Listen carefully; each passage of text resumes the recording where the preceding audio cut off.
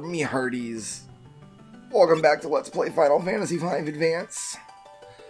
4-Job Fiesta 2020. I'm Brickroad. This is Zizat's fleet, and I think we're just gonna jump right into it. No, I do want to make sure I've got 13 cottages. We should be fine. 13 cottages will get us there. No problem. So the idea is that Zizat is one of the heroes, one of Gallif's old boys, and he's got his fleet just chilling, you know, as you do. And their goal is to take out this barrier tower so we can storm Exdet's castle. And that's what we're going to do immediately. Before we can get into the barrier tower, though, we do have to punch through Exdet's navy? Question mark? There is going to be a considerable amount of grinding in this session. Hopefully less rather than more. I don't really know how much. See, there we go. There we go, Gallif. Immediately. Here's Dorgan's son. This is Dorgan Jr. So Zizat doesn't have to do his weird circle attack and get murdered on his own friggin' boat. But there's a couple items that I need to get that are rare enemy drops that I think you can only really get them here. And this is not a dungeon we can return to later. It's certainly not a dungeon we can return to once we get to World 3. There is a way to get these items in World 3, but I guess I gotta go to the other side. He wants me to go to the other side and rest, doesn't he? I think there's a way to get them in World 3. But not until the very final dungeon, maybe? I think not until the very final dungeon, and even then, I think the same enemy that drops them here does appear in the final dungeon, just much more rarely. Uh-oh. There's the Glorgamorsh music. So this scene's kind of the precursor to the Imperial Air Force scene in Final Fantasy VI before jumping onto the floating continent. Very similar feel, how we're kind of protecting our own vessels from incoming enemy attacks while we're trying to assault the enemy at their strongest. Kind of the prototype for that scene. And I guess, in both of them you end up fighting the recurring kind of comic relief villain too, so there's a similarity there as well. Alright, so Zizat's gonna go take care of that guy, while we just need to run down and take care of Greg, basically. I just called him Greg, and I didn't explain why. So, I guess I'm gonna have to. So I do have a comment, right? Yeah, there we go. Final Fantasy XIV, there's a character, Gilgamesh, in that game, there's a character that calls him Greg. And I don't really know why, but I don't want to care about this guy that much. We're just gonna... That was a black mage. Why did I goblin punch with a black mage? That wasn't nothing. I do need blue magic, but in order to fight Gilgamesh here. But anyway, I don't play Final Fantasy XIV. I can't play any MMOs. Even a really good one. I can't even play a good MMO. I just don't have time for it. I just don't have the inclination. If I'm going to put hundreds and hundreds of hours into a game, it's going to be one that I really, really enjoy. Do you have your poison stick? No, you do not. You have a flame stick. Why don't you put your poison stick on, baby cakes, and do that. But anyway, I do have a bunch of people in my Discord chat that play Final Fantasy XIV, and so as a result, we end up calling him Greg a lot, because that's his nickname in that game, from one character calls him that. I did make a Gilgamesh deck for my Final Fantasy Villainous project that I'm doing. It still needs a bunch of graphics. Ooh, in fact, when I save my game next, I need to save in a new slot so I can get a nice clear shot of Zizat's fleet. But here's Greg, and we're going to Darkspark him. That'll cut his level in half. Once it lands, if it lands. If it lands, it should land at some point. Ooh, maybe not.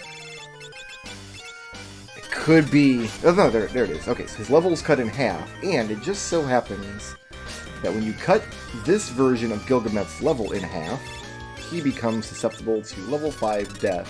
Plonk!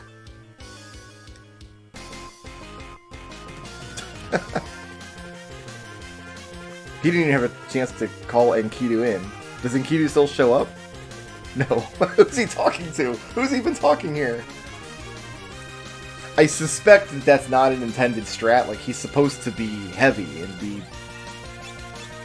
immune to that kind of stuff, but that seems like an oversight to me. Like, they knew, like, we can avoid level 5 death from working on him just by making his level not divisible by 5. But whatever they did, however, I don't know if the game rounds up or down when you Darkspark someone, but he does land at an interval of 5. And so the AI there, he's supposed to call in his sidekick Enkidu, who helps fight you, and it's a different sort of boss fight than the first couple times you fight Gilgamesh. But I suspect that's an oversight on the game's part, and the game's not really sure what to do if you hit Glorgamorsh with instant death.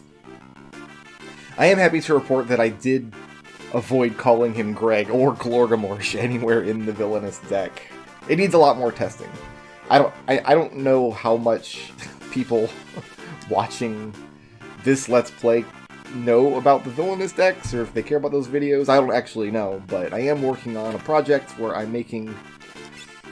there's a board game called Disney Villainous, where you play as a Disney villain. It's an asymmetrical board game, so every villain has their own stuff that they do and their own way to win. And I'm making versions of those decks for Final Fantasy villains, and Gilgamesh is one of the ones that I came up with. So, that's that story out of the way.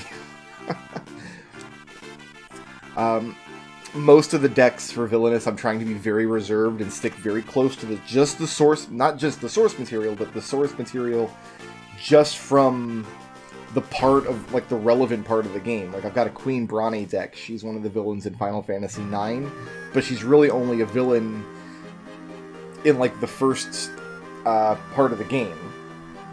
So I tried to limit the deck to just that part of the game. Another deck that I made was for the Turks in Final Fantasy VII.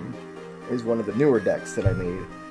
But, of course, the Turks only have a few scenes in Final Fantasy VII. Like, they're not the main villains of the game. So I had to kind of build the whole deck based on just those couple of scenes and keep it nice and focused. Gilgamesh is in a bunch of Final Fantasy games. He's the closest thing the series has to a recurring character. He's in more than half of them. And every time the old games get remade, like Final Fantasy V, this is his first appearance. And he's a major character in this game. But, like, when they re-released Final Fantasy 1 and 4 and 6, which he wasn't in, when they remade those games, they found a way to put Gilgamesh into them. So he's in a lot of the games. So when I made this deck, like, you know, we're just going to go balls to the wall. I'm not going to keep it focused. We're not going to do anything reserved. The Gilgamesh deck is just going to be all the Gilgameshes all the time. And that's what I did. The deck needs a lot of work still. It's not close to done. So let's see what I need to do here. I do need to get... There's blue magic in here. So what I'm going to do first... Let me think. There's one blue magic spell in here, but it's not super important, but I'd rather have it than not have it, you know what I mean? So let's go ahead and give you learning. That's fine. Should I give you learning as well? I think I'm going to give you learning as well.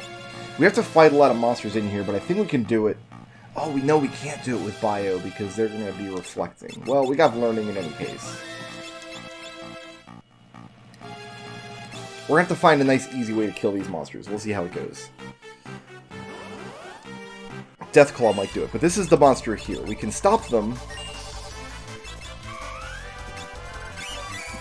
Let's try the obvious thing first. Does this work?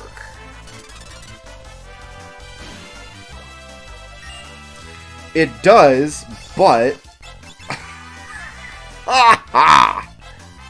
Okay, then. Will this work? Okay, we can Deathclaw.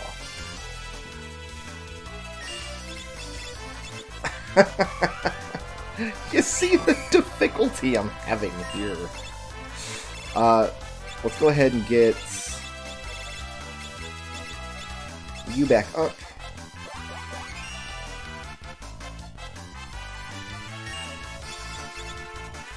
And this shouldn't reflect.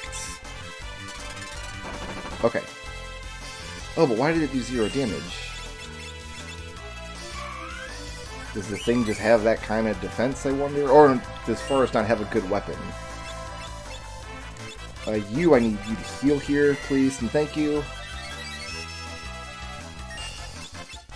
Defend. What are you rocking as a weapon? Oh, Flame Rod, that's why you've been dealing damage. Alright, let's give you this Great Sword instead. And now Goblin Punch. There we go. Okay. So, very rarely these monsters will drop a Reflect Ring, and I need 2 of these. Ooh, also these boxes are going to have monsters in them, aren't they? I guess we'll find out here in a second.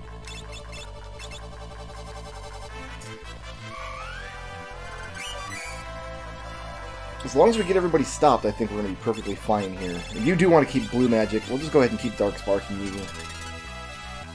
Not Dark Spark. Dark Spark's not the one I want to do. My goodness. We can use Bio on probably you. To one-shot. Nice. Ooh, we can probably Aqua Breath, too. Won't get reflected. I'm not worried about running out of MIPS, because I have a bunch of cabins. And even if I didn't, I can run back down to the submarine and refill there. So I just need to not hit the Reflect Knight with stuff that will actually get reflected. Is the big problem here. And I did not know level 5 death could be reflected, so we don't want Dark Spark, we want Death Claw.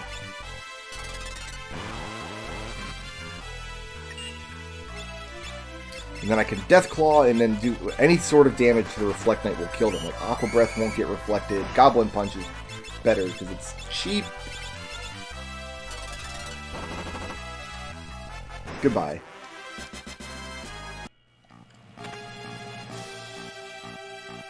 I don't remember what's in this box, but I think we do want to kill this monster. I don't think Romeo's Ballad will work on it, but it is undead. I think we're just going to start piling on damage here. I'm going to haste... I think Lena. I think Ice Magic should do the trick here.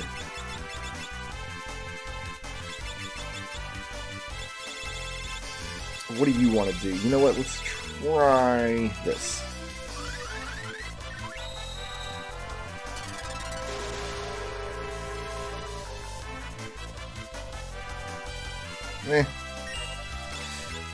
Well, Ice Magic, perhaps? Because it's a red dragon, and he does use fire spells, so let's try Blizzara. Boosted. Alright, not bad. And you're hasted, so we'll just do that again, and again, and again, and again. And hope it doesn't hit us with its Atomic Ray. I'm going to stick with Requiem here. You know, I could just use Requiem with, who else had Sing? I think Faris also has Sing. You know what? No, you're going to heal Lena.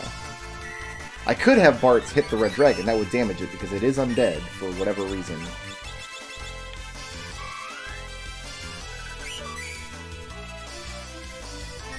No problem. Alright. Big damage output on this party. And we got the Blood Sword. A lot of times that enemy is actually very difficult at this part of the game because you just don't always have the big damage, you know what I mean? Oh, you know, I'm going to run from this guy. I don't... If the fight doesn't have one of the two monsters I'm looking for, a Reflect Knight or the one... There's one monster in here that does have a blue magic spell that I don't think I'll ever use, but... Didn't I just run from you? He got me from behind. He followed me. What a putz.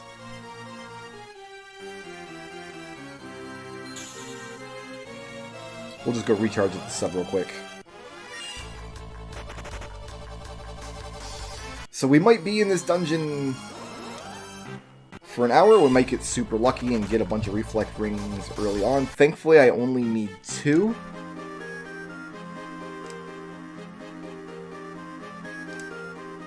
But hey, that means we have time to hang out together and time to talk. Oh, and then there's another...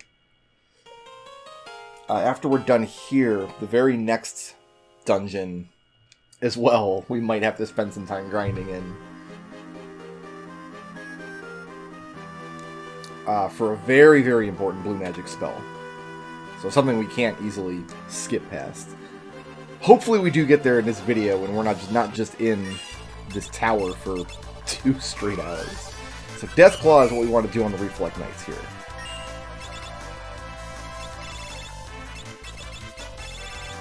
And I always miss it. I always forget where it is.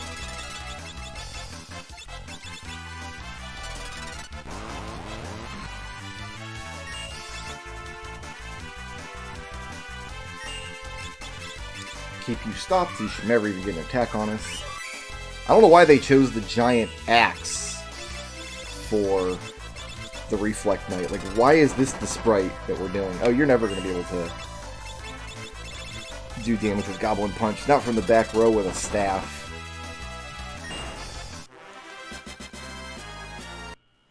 No Reflect Rings yet.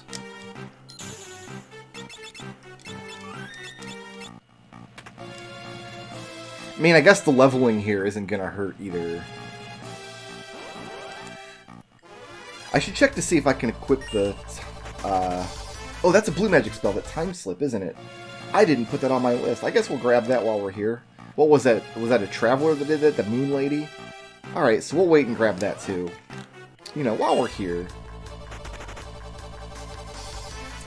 Yeah, I should check to see if Forest can equip the Blood Sword. No, Blue Mages cannot. Is it just Knights then? Yeah, just Knights. Oh, and Gladiators. Which is not a job that I can roll in the Fiesta. I hope they add a Fiesta rule set that works like Pure Chaos, the set that I like, but adds in the Final Fantasy V advanced jobs. So the Gravitator will kill, and then we'll wait for the Traveler to cast Time Slip. And we got a bunch of people with learning, so... should be able to grab it. I don't even know what Time Slip does, to be honest. Why don't you go ahead and put this back on? In fact, I probably shouldn't even use Comet. Bio's gonna... yeah, wreck shop here. Oh, no, it didn't. Never mind. I don't know what I'm talking about. Let's finish it off with Era, maybe? Alright, now we can just wait. I can use... put some regen on. I don't want to stop it because I want it to take turns, but this way we can take care of the damage that we're...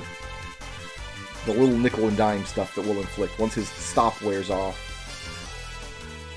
I don't know, like, are we talking about the witch riding the moon? Is that the Traveler, or is the moon itself a Traveler and the witch is just like a hitchhiker? I'm reading a book about a witch right now. I say reading a book. Whenever I say I'm reading a book, well, I'm listening to an audiobook is what I'm doing. There we go. Does she... yeah, she has learning, so that'll work. Now we can comment.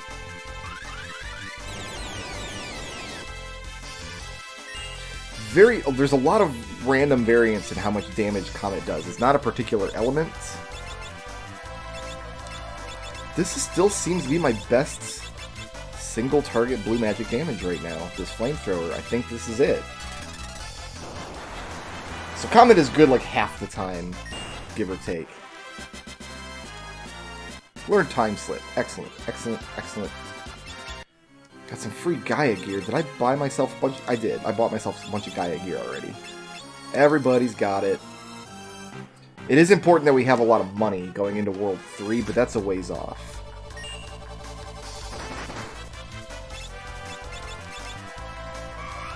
By the time we get to World 3, we'll have all the money we need. Or near enough. And if we don't, you become rich very quickly in World 3. And there's just a whole bunch of it just laying around in this tower, too, so... good is gold and better. Go ahead and stop everybody.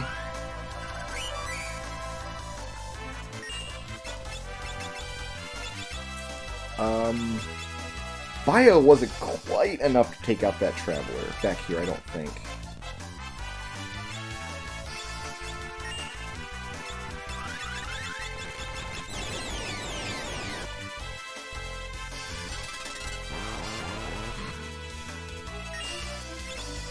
Oh, I don't have anything that won't reflect off the Knight. The plan was to hit with an area attack now and try to kill the Traveler and the Knight together, but that's not going to work. Whenever I throw it, it's going to bounce off if it's black magic. I kind of love that level 5 death is reflectable. That's that's something that probably has happened to me before in runs.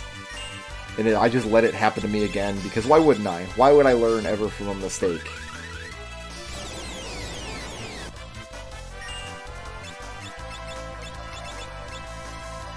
Get rid of this Flame Rod now.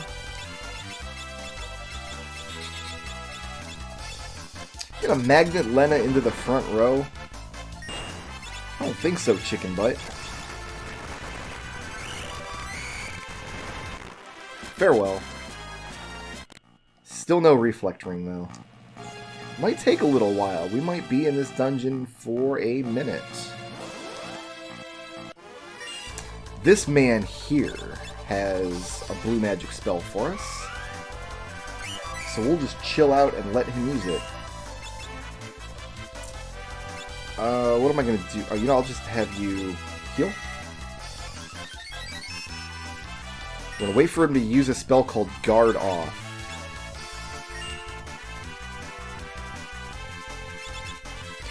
Let's go ahead and let's break the game with Swift Song. Why not? Because we have nothing else to do right now. So as long as Forrest is singing, and she'll sing until she either dies or sustains damage. And as long as she's singing, just in the background, our speed just goes up and up and up. Our agility stat just goes up and up and up until basically the enemy never gets turns. And it's one of the the Bard has a couple songs that are just completely game-breaking in every respect, and that's just one of them.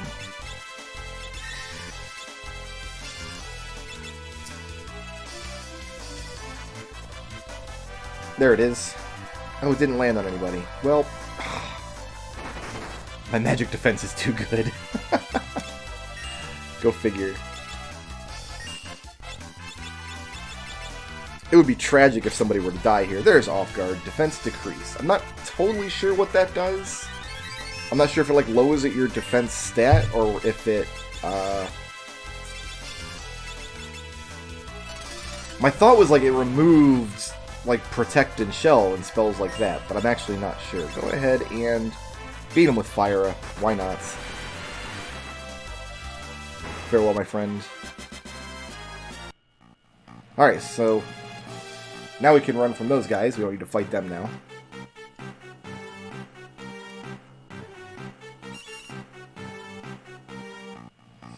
And we must endure this cutscene where Zizat makes a fool out of a goblin? I guess those are goblins. I do love how Zizat's like, alright, there's 5 of us. We're going to split into 2 teams. Team A is going to be all you guys. And Team B is just going to be me. Because I'm fabulous, baby. Oh, this guy again. Oh, this guy's going to kill me. We're going to replay the whole dungeon. Yup, there it is. Ooh, okay, then.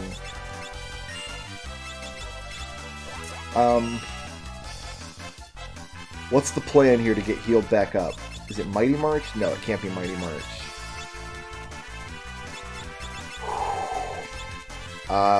White Wind's not going to do it. That's only going to give me like 20 some odd hit points back on everybody. I'm going to... We're going to Mighty March and use Phoenix Downs on whoever he attacks. That's what we're going to do. That's the plan. Bartz can heal on his turn. I need you to... Frost. I forgot we had to fight 2 of these things in here.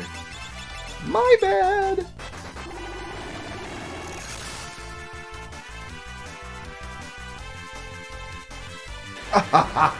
Look at that. That's why the red dragons suck. Alright, so I gotta go up the other side of the tower instead. Fortunately, we didn't lose any reflect rings. We did lose those 2 blue magic spells. So we gotta get those again. I think we did. We didn't get time slip beforehand, did we? No. Alright. Back to work. Skip that chest and go back. There's a save point just beyond where we can safety save. I'm glad we didn't lose any reflect rings. That would have been...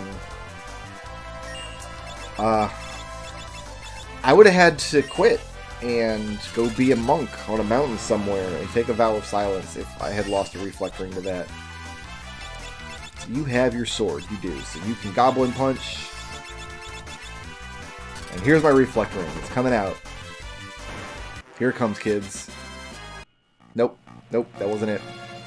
That was not it. I guess I can use this time replaying the grindy dungeon to talk about the boss, because Final Fantasy V has lots of gimmick bosses, and World 2 especially has a couple of the trickier gimmick bosses. And in the Fiesta, the gimmick bosses are the real 2 Reflect Knights. Okay. I didn't know this was a possible fight. One of the gimmick bosses is Atomos. You fight Atomos at the top of the barrier tower. So I want to go with Aqua Breath here. Let's burn them down with Aqua Breath. The way Atomos works, instead of being like a normal boss, where like, oh, you just deal damage to the boss and heal the damage that the boss does to you and you'll eventually win. No, Atomos doesn't work like that. Atomos starts out by spamming the Comet spell. And I mean, I think like its AI routine, the way it's programmed, it's like, on its turn, double cast Comet. Like the Comets come out super fast and constant. So people are going to die. You just can't keep anybody alive. Once Atomos kills someone, there's a reflect ring. I'm gonna go hit the save. I'm gonna go hit the save point before I lose that. Once Atomos kills somebody, if somebody is dead, it doesn't cast Comet. Instead, it starts dragging their lifeless corpse across the battlefield. And if it makes it all the way to Atomos on the other side of the fight, I'm at a magic point. Does this do anything to anybody here? Of course that's gonna happen. Okay, it didn't hit them anyway.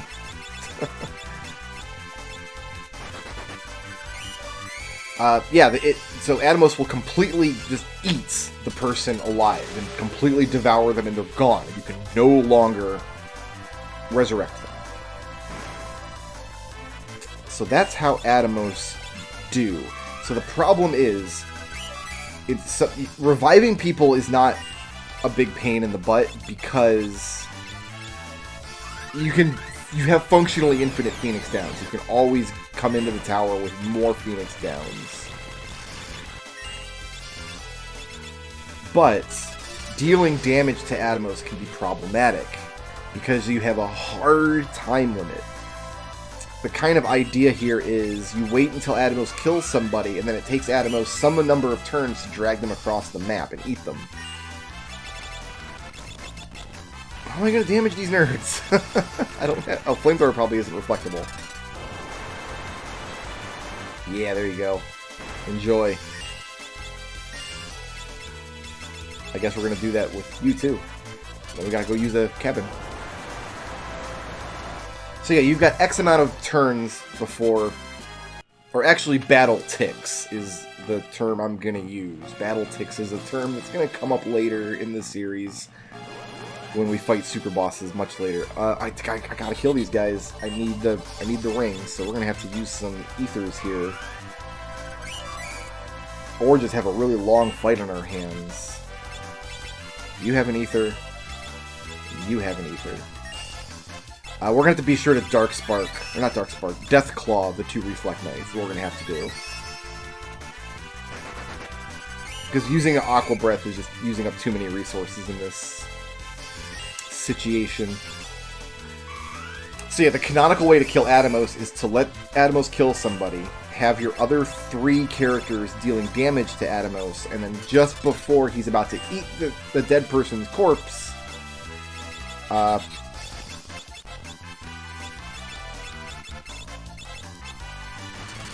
revive that person. Oh, that Deathclaw must not have landed. And it takes 2 bios to kill these things. Really? Okay. Fair enough. And then Atomos goes back to its comet spam, and with any luck, it'll kill a different person and start dragging them across. And if that happens, you just kind of repeat the process. Your other 3 characters pile on damage, and then you've got to actually get lucky a little bit. The best case scenario is that Atomos kills all 4 characters one after the other, rather than the same character multiple times, which would eventually he would devour the corpse faster than you can raise them, which isn't good for anybody. Oh, did you still have your Blizzard Rod? Is that why? You did. That's why you didn't one-shot these guys. I was pretty sure you could one-shot them with Bio. You can. You just need the right equipment, that's all. So now you can Goblin Punch. Actually, no, you can't Goblin Punch because you don't have a weapon. It's gotta be you with the Death Claw, my friend. There we go. So that's the problem. If you get a team that doesn't have really good damage output, you can get to Atomos and not really have a way through the fight. Most teams in the Fiesta are not going to have that problem. In fact, I'm having a lot of difficulty thinking of a team that is going to have that problem in typical Fiesta rules. Even something like 4 Thieves should be able to do it.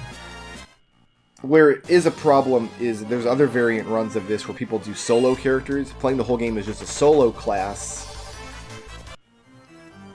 Atomos kind of breaks solo runs, because if you go in with just one character, do we have a knife I can give you temporarily? No, we do not. I think I can Deathclaw one more time with Faris. Just once, and then I gotta run from the next Reflect Knight, because I've got no more MPs. I could shuffle abilities around to make sure everybody has what we need, but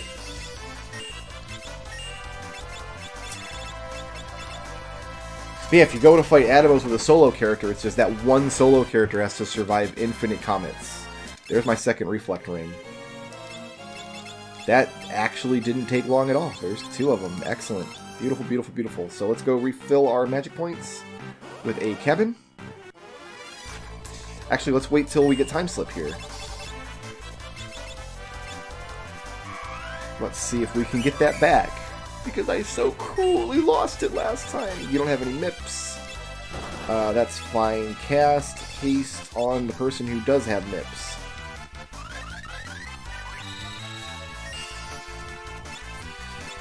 You're going to... We have are they undead, I wonder? No, they're not. They look like they might be, but they're not.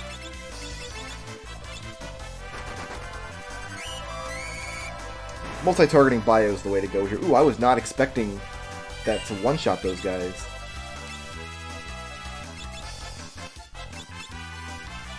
Now I want to get back to Bartz's turn, because you still have the healing staff, and I want you to heal the thing, because I don't want the latent poison damage from bio to kill it before it uses Time Slip. There we go.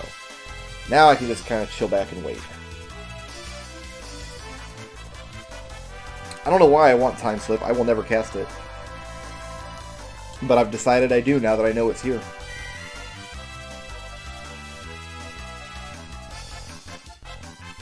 There we go. Old and Sleep. I guess that's what it does.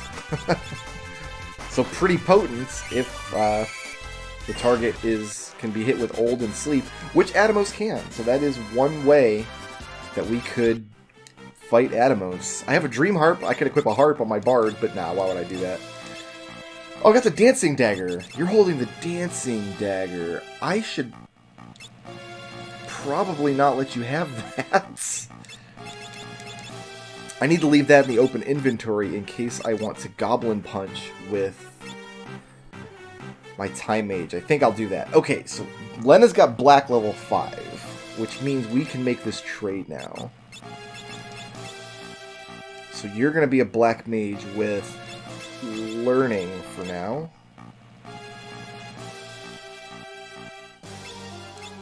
And you're going to be a time mage with blue. There we go. We don't want you to have... Ooh, definitely don't want you to have a reflect ring. Go ahead and take the healing staff back. I don't want you to have a... We're going to have to unequip that reflect ring every time we change jobs now, because it's going to want to put the reflect ring back on. So I got one character with level 5 black magic. Let's see if we can get Bart's to level 5 black magic before the thing happens. Level 5 black magic includes the level tier, or the tier 3 elemental spells. Firaga, Blizzaga, Thundaga. Oh, I said I needed to make a new save and then I didn't. Oh well. I guess. Yeah, I needed to get art assets for the Gilgamesh Villainous deck. I needed to get a nice clear shot of Zizat's fleet, and I guess I'm not getting it now. Oh well. Right now, all the cards in the deck just have placeholder graphics. I wasn't going to add new decks to Villainous. I had made like 10 of them or something. And I was like, you know, we're leaving it at 10. That's already a lot to playtest, and we already can't playtest as much as I would like. But we're talking one night, and that Final Fantasy VII Remake came out. And the Turks are like a big part of that remake, because the remake is only the parts that take place in Midgar. And then I had a great idea for like a Villainous concept, like a deck concept, that would fit the Turks perfectly. So I'm like, oh, gotta do the Turks. But then I'm like, I can't leave it at 11. I can't have 11 decks. That's a dumb number to have. Open this, that's safe. So I needed a 12th deck. 12th is a nice, even number.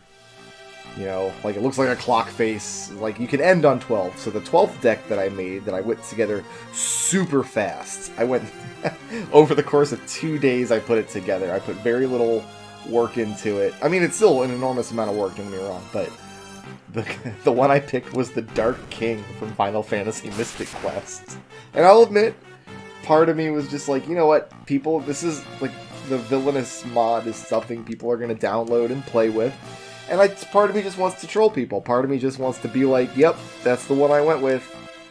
Not whoever your favorite Final Fantasy villain is. Nope, I went with the Dark King from Mystic Quest. Get wrecked! I'll admit it. Also, I did have kind of a cool Villainous gameplay quirk that the Dark King fits very well. So, the deck is fine. Let's kill this dumbass. Oh, we got a preemptive strike this time. That's exactly what we want to see here. That is exactly what we want to see here. What are we using with you? We're hasting... You know what? I'm going to haste the fastest party member because the bards are the ones that can sing, and I don't think even the boosted Blizzara is doing that kind of damage to this monster.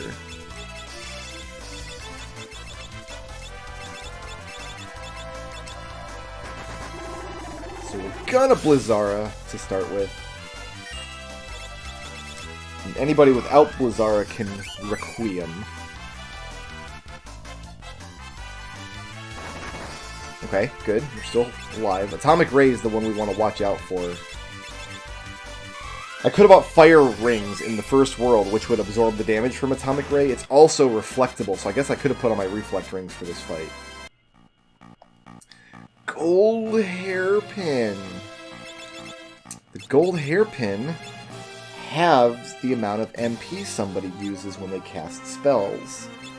That's not going to be real important for us right now, but I do... It's -1 magic, and it's a big drop in defense, but we're in the back row anyway with our Black Mage, so I do think that's a good get right there. Alright. Not a problem at all. Ooh, I'm going the wrong way. That goes down, fool. I need to go up. What you doing, nerd? Alright, I don't want learning going into this fight. I want blue. As much blue as I can get. And it is gonna It is going to do this thing here where it resets our equipment quite a lot. You've already got blue. You can... So everybody has blue now. Excellent. You know what? You can actually just have the dancing dagger. I'm okay with that. I am going to pop a high potion on the black mage there. I don't think anybody will survive even one comet, but I don't need anybody to survive even one comet. Blue mage is Atomos' kryptonite, as we'll see. Oh wait, no, I need this spell here too. Oh, I need off guard. Well, at least there's two of them in this fight. I don't know why I cast that. Now the guy's gonna be... I don't have any learning. You know what? Never mind. We can't do this. I took all my learning off before I got off guard, and now I'm just not gonna have off guard. No, I'm not. I'm gonna get it. I'm gonna get it.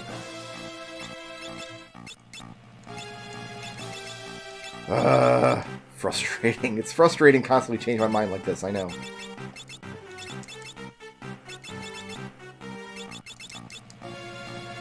But we do need learn for the boss fight. Are we only seeing those Gigases in the outdoor areas? I think we are. I think we're only seeing them in the outdoor areas.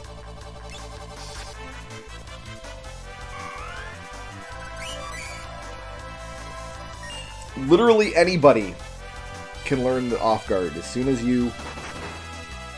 Not flying me. Do you have a healing? You do have a healing staff. I mean, we're going to regen any damage he does to it anyway, but...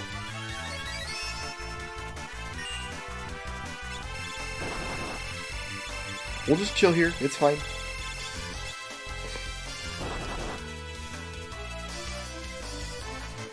But we do have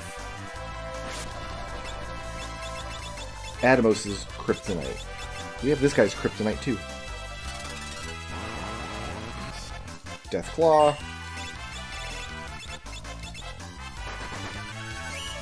Bio. I guess we didn't need to go with Bio. We could have gone with literally anything. Alright. Now we want to go in with 4 people with blue magic. Take off the reflect ring. I don't think we can reflect Comet. If you could, yeah, that's how... Okay, Comet's not reflectable. If it was, you could just get a reflect ring in this tower, that Atomos could never, ever, ever kill you.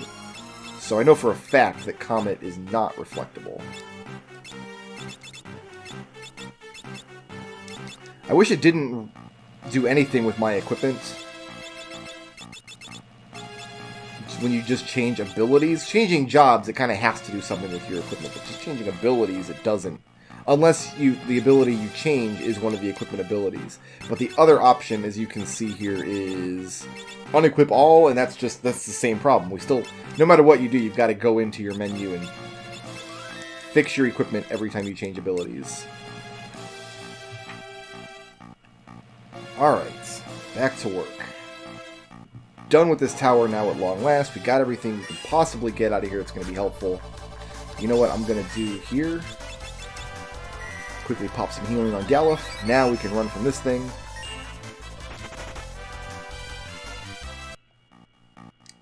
So it doesn't matter who Atomos kills. I hope he doesn't kill Bartz. I would like Bartz to get the AVPs from this fight. I would like to get a second person with level 5 black. Would be excellent.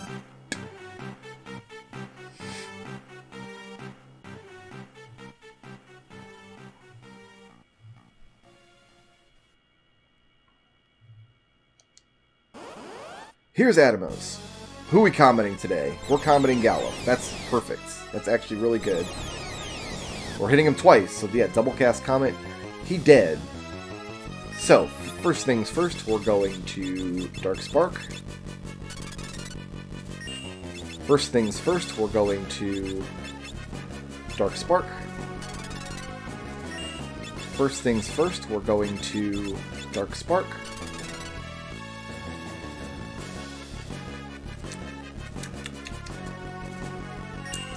First things first, we're going to Dark Spark. We actually could make use of Time Slip here because we can put Atomos to sleep.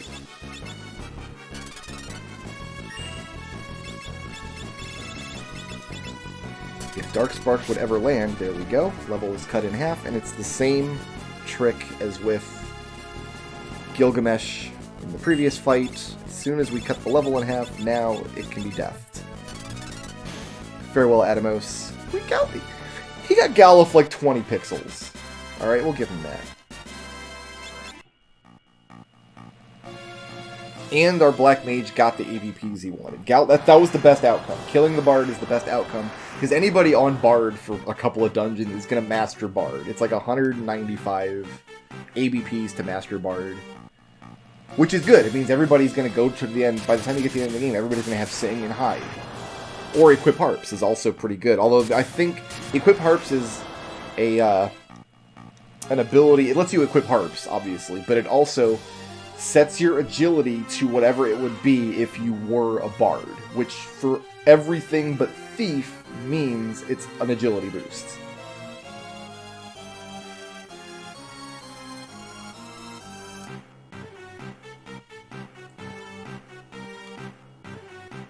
But I think with this party, it's going to be better giving people their auxiliary magic. It's going to be always better giving somebody blue or Sing.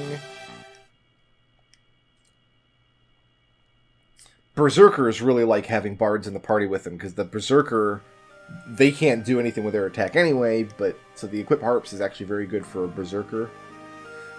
Same thing with Geomancer, because Bard has a higher natural magic stat that a Geomancer does, and a lot of Geomancer's abilities ping off of their magic stat. So giving Equip Harps to a Geomancer means they can do a little bit more damage with their Geomancy spells. I think I have that right.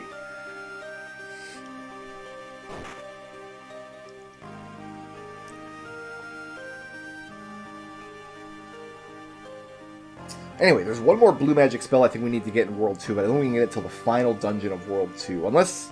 No, I mean, I'm sorry, that's not correct. There's one we need to get in the next dungeon. I did say that. And we might have to grind for it. Grinding is fun. Although the Reflect Ring grind went pretty good. That's something a lot of Fiesta parties have to do, and it's one of the places in Final Fantasy V where Fiesta rules can be very punishing. If you don't get the Reflect Rings here, there's a boss in World 3 that a lot of parties just can't kill. Fortunately, that's an optional boss. You don't have to win the fight to win the game. But a lot of World 3 is locked off unless you kill the boss. World 3 has a very strange system of gating and checks and things that we'll explain in more detail when we get there. But so now there's not anything we can do except... because Galuf wants to wait for Zizat to come back, but Zizat's not going to come back ever, so there's not really a lot we can do. But then we get Zizat's submarine, and the submarine is what we're really here to get. With the submarine, there's a couple more areas in World 2 we can reach. If we had Summoner, which we don't, it's the only job I've never, ever, ever gotten in Fiesta. There'd be a side quest that we should do here with a submarine to get a summon spell. We're going to skip that. I haven't done any of the summoning side quests so far. There's 2 of them that are required, Ifrit and Titan. And I think that's it. I don't think there's another required summoning side quests anywhere in the game. Let me think about that. Yeah, no, there's not. So, however, we do have a submarine now. And that means we're going to go this way. This is not something I would do unless I had... No, this is something I would do with Blue Mage. Blue Mage and Black Mage are going to get a lot of benefit. And Bard, too, eventually. But visiting this next town early... We're not supposed to be at this town I'm headed to now. We're not supposed to go there just yet. But heading there early is going to make the next dungeon quite a bit sweeter. First things first, let's hit the inn here. Can I stay the night? Thank you. Appreciate it.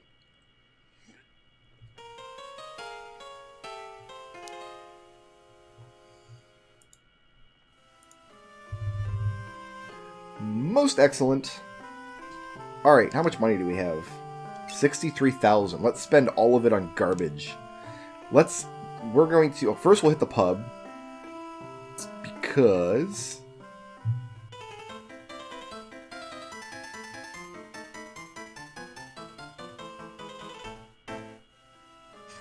Short and sweet.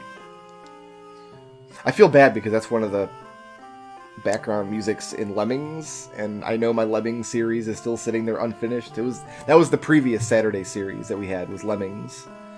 And I'm going to go back to it. I don't know when, but I definitely want to go back and finish more Lemmings. Okay. So much good stuff here. I don't need to buy this because I got Time Slip. I can put old down if I want.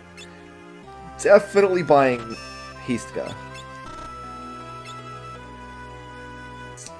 Don't know if buying this is going to be useful. I got level 4 Graviga.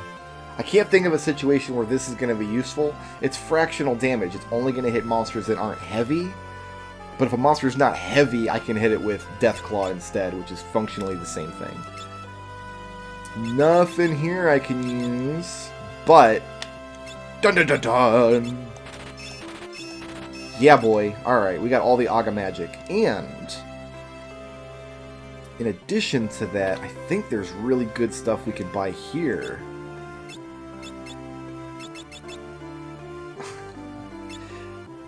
I don't know how much of this I want, actually. Is the Luminous Robe better than the Gaia Gear? I don't know. We're gonna go completely broke, aren't we? Well, I only need 3 of these because I've got a gold hairpin, so that's good.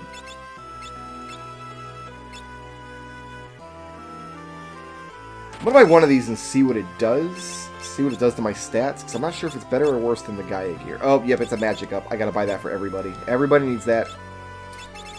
Yes, sir, buddy.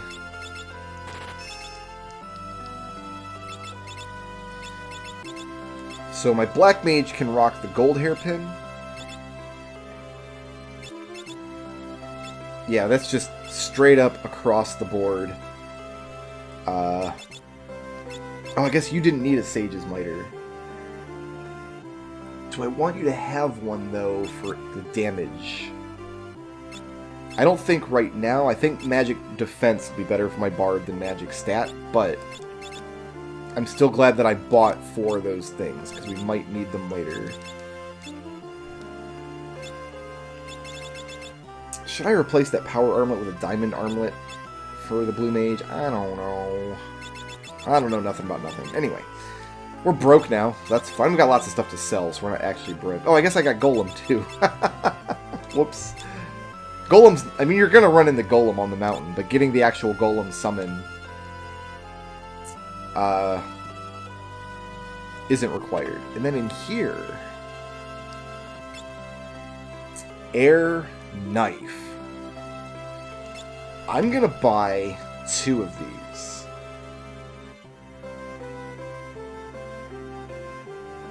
Am I going to buy 2 of these? I'm going to buy 2 of these. And that's all my money. Is broke now. Boy. Here's the reason. We're going to go in the next dungeon. And the next dungeon, I did say we got to do some grinding. And we do got to do a little bit of grinding. And the reason is, I got to look for a very particular monster. And that monster is going... It's a gimmick monster that's... I check my map a lot underwater, I'm sorry. I should be able to hold left until I hit land. And I won't check my map until then, I promise. This is a gimmick monster that when you do some damage to it, it turns into another monster. And then when you do some damage to that version, it turns back.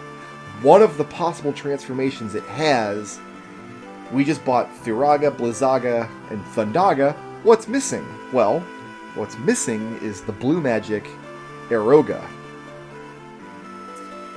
Well, I want to save before we hop in this dungeon. I don't think I'll die in here, but we can run from everything else in this dungeon.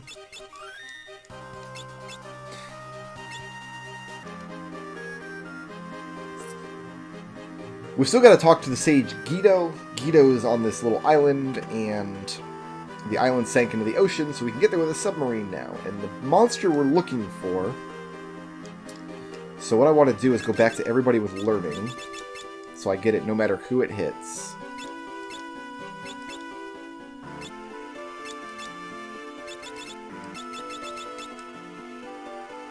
And we are going to have to do this again with every character. Make sure I'm not equipping my reflect rings. There's no boss to this dungeon, so once we get what we're after... I guess you can just have an air knife. The dancing dagger does more damage if you attack with it, because it can get the sword dance effects. Dream harp I'm just not even going to acknowledge I got, because it's bad and wrong. Kind of a gimmick here. We take the stone out of this box, and I always forget the order here, so we'll just try all 5. There's my boy. Okay. Let's get this on. Now, if you kill these things, they do rarely drop holy stabs, which are pretty good, because you can break them to cast the holy spell.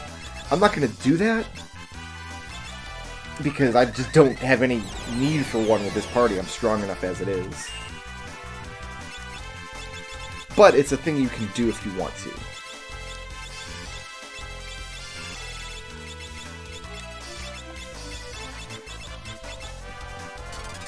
But just like the Flame Rod boosts the power of Flamethrower, the Air Knife boosts the power of Air Magic. And that is not the correct monster. I think this guy's going to be weak to Ice.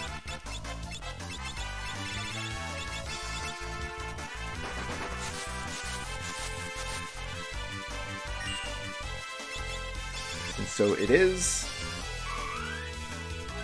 So this is not the correct Metamorph. This Metamorph, I think, if he turns into this monster, he's always going to turn into this monster.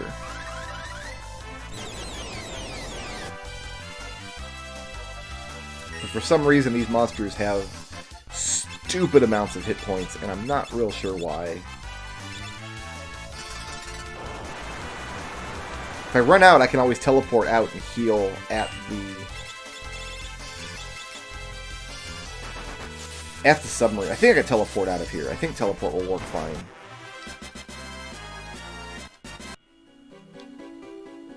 I guess I can check that. Yeah, we can teleport out of here. It would be grayed out otherwise. Okay, that's good. I'm not going to run out of MPs in here. So I did want that one first, clearly.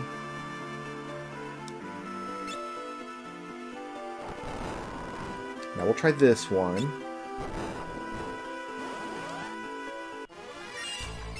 So yeah, we're just gonna fight these guys over and over.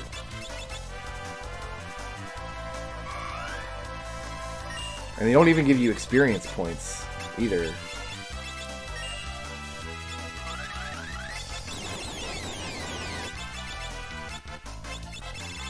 There it is. Look at my flame magic.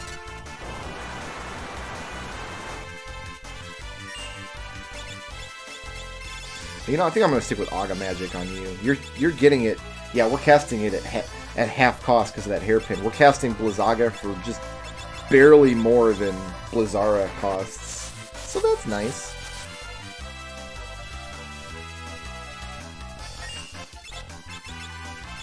I know that white mage parties, like parties that have to lean heavily on white mages, do have to break holy rods. Which means farming these guys for their rare drop, and it's not fun. I have not been in that situation. I don't play solo variants of Final Fantasy V. Like that's not my bag. But if you do, and you're in that situation, like if you're doing a white mage solo, I think a time mage solo would also have to do it.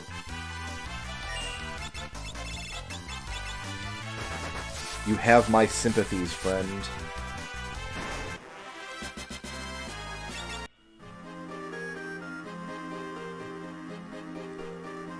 Dead end. I don't think any of these actually go to treasure. I think these are all just dead ends. These we can run from. Not going to gain any levels in here. These metamorphs don't even give you experience points. Why, though?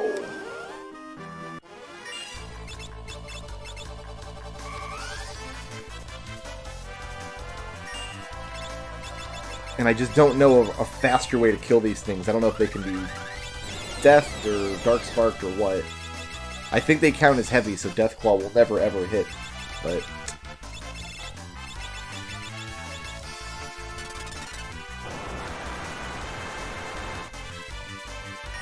I guess what I'll do is I'll just go through the dungeon, and then if I have to...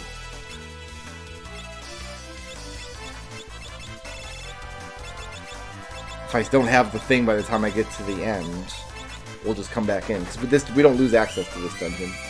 I think I'm just better off with bio across the board if I'm not hitting an actual weakness here. I think these things are heavy anyway. They might not be. They do have a crap load of hit points, that's for sure.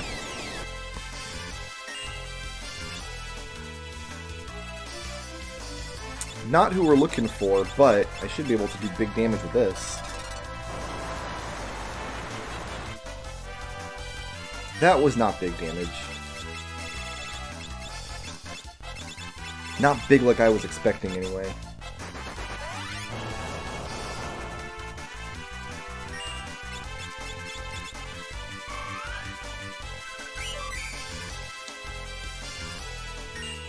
I might take learning off of Lena so I can go through 2 MP pools with the Aga spells.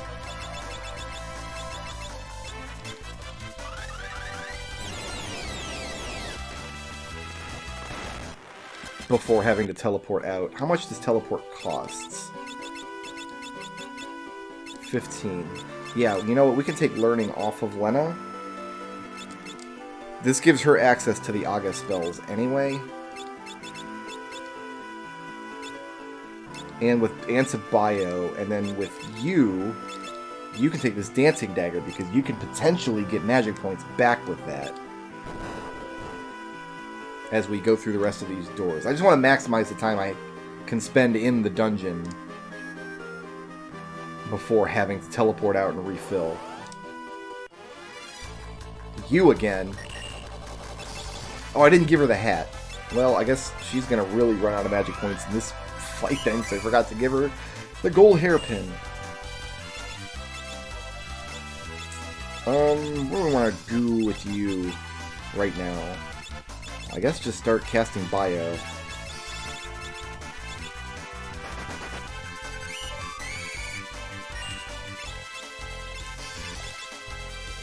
There we go. Oh, that's a lot of MP actually. We might not have to ever leave this place. That was a big gain in magic points for Bart's. So the Dancing Dagger does the same thing as the Dance Command. Here, I'm going to actually do some regen here. I don't need regen. I don't know why I did that. The Dancer class has a command called Dance, and Dance has 1 of 4 effects. 2 of the effects are Drain-style effects. The Mystery Waltz that you just saw drains magic points, and then it has one that drains hit points. This is not the boy we want to see. However, we should be able to hit his weakness pretty easily.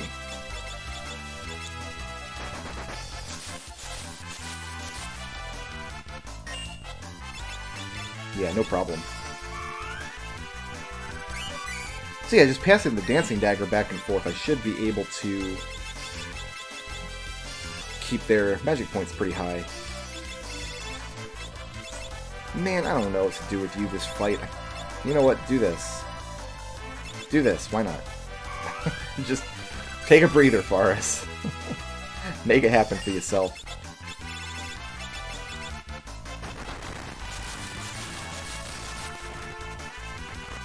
Yeah, as long as one of them has the golden hairpin, I can pass the Dancing Dagger back and forth. Neither of them have the gold hairpin. My goodness. Who's lower on magic points right now? Lena is. So let's give it to Bart's for now. Because Optimize won't give it to him. That's why he didn't have it, because Optimize thinks that the other one is that the Sage's Miter is stronger. And I mean, not wrong, just not correct in a very useful way.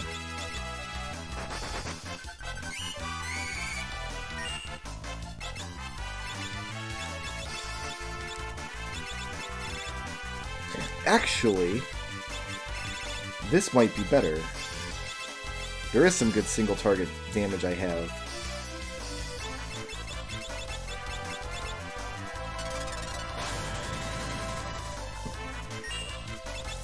I mean, it wasn't terrific, I grant you. Let's go ahead and see if we can get one more Mystery Waltz off before Lenna's tapped out. Nice! Obviously, the big prize of dancing is Sword Dance, which is a regular attack times 4 damage. That's how Dancer can actually carry a party. And a lot of parties have to lean on that Dancing Dagger looking for Sword Dance procs.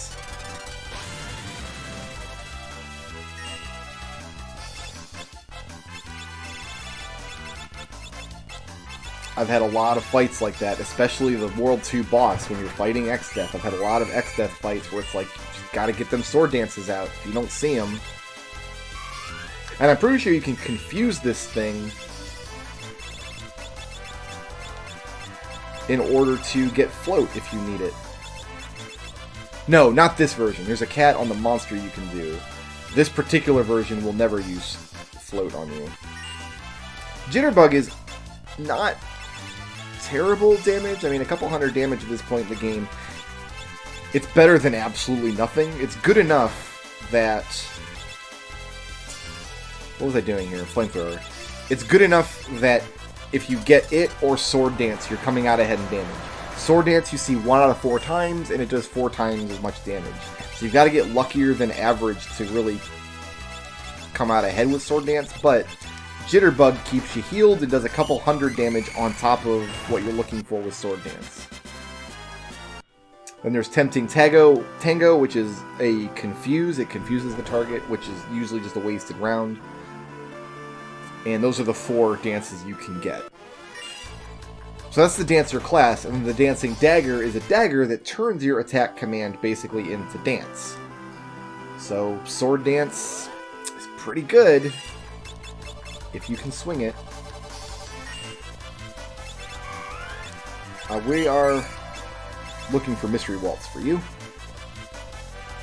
Oh, there's Tempting Tango. It landed. Good job. But for our purposes, we can kind of pass that Dancing Dagger around. Yeah, I'm not getting... So the problem is the Blue Mage itself just doesn't have great magic stats. So even the elemental boosted damage is not terrific. But we'll get her there, don't worry. Gonna hold yourself there, fam? No? Not gonna? Okay.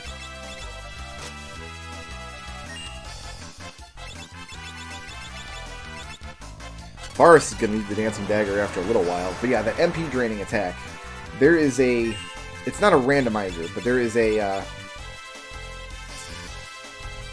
Oh, okay, we're going to Zombie Dragon today. There is a ancient... If you play Lufia 2 Ancient Cave, there's an Ancient Cave Final Fantasy 5 hack. And there's a lot of reasons why it's not terrific.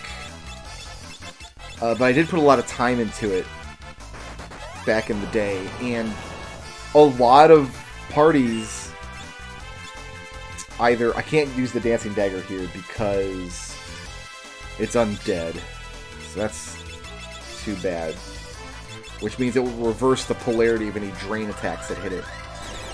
But a lot of parties in that Ancient Cave, it's like either you get the Dancing Dagger early to keep your MPs up, or you unlock the Dragoon class, which has an ability that can drain MP, and use that to keep your MPs up. Like, one of those things has to happen in that Ancient Cave for you to go. Otherwise, you just run out of magic points, and then you just can't do much of anything.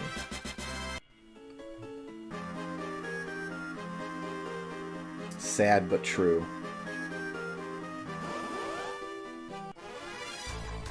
You again? Come on, transform into the thing I need you to transform into, would you please?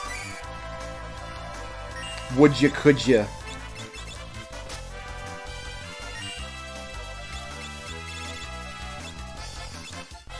I am missing some hit points here, so we will put regen on, just to bring Bart's back up. Nothing in here poses a threat to me whatsoever, so there's really no reason to do that, but absent something better to do with your turn, I might as well. Wonder if all I have to do is damage it to get it to transform. Yeah, well, that's not This thing should count as undead, but maybe because it transforms from the Metamorph, it doesn't, and that's why Requiem doesn't land on it. Well, that's a shame.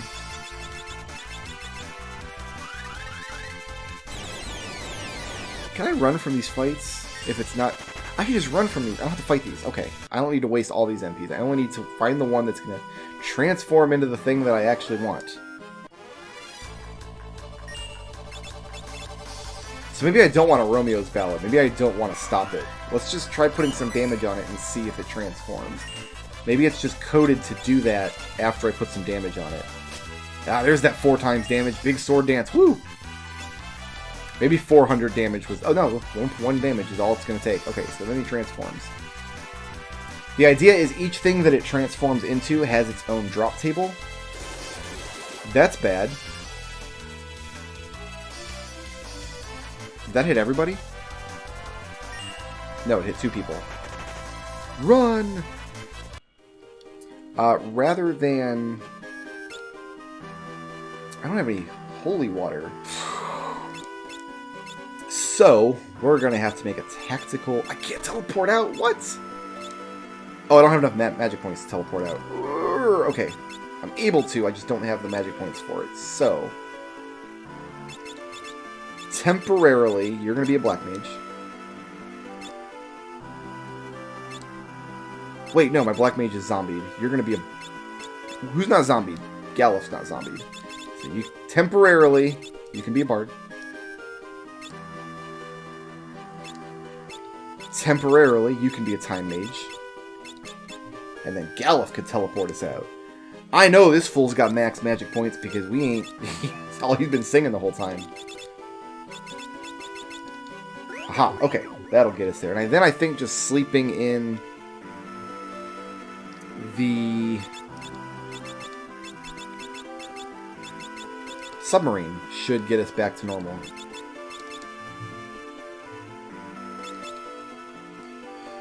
I just don't want you to... You can have... we have 2 air knives. You can keep that. It's fine, I guess. And then Hypno Crown. And then you go back to Time Mage, were you? Yeah. With black.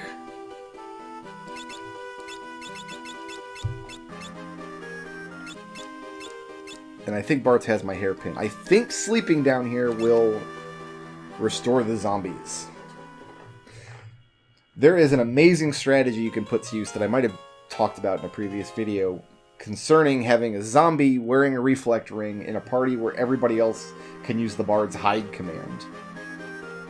If you can set that up... Oh, they're still zombied. I don't have any way to fix the zombie here. Probably because of how broke I was previously. Okay, we have to fix that next. That's got to happen. I don't think there are random encounters in the sub. So if we just go to the item shop over here in Surgate, we should be able to buy some holy waters.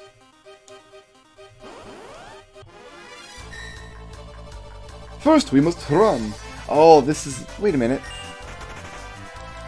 How did Bart's come back? How is he zombied, but he has hit points? What? Zombie's supposed to mean you have 0 hit points, and you count towards the party getting a game over. Like, if 3 people are dead and 1 person is a zombie, you lose, but you're not supposed to have hit points.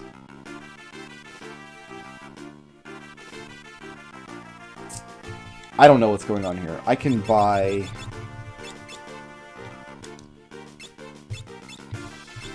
Just buy 10 of these. That's all I can afford right now anyway, but...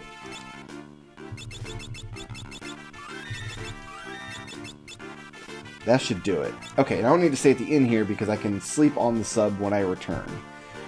Still hunting the correct metamorph, but now I know I just have to damage them once and they'll transform. I don't actually have to pile damage on them. So I can save MPs that way. No, I don't want to fight Cure Beasts. Or Cursed Beings. Or anybody, really. Just leave me alone, man.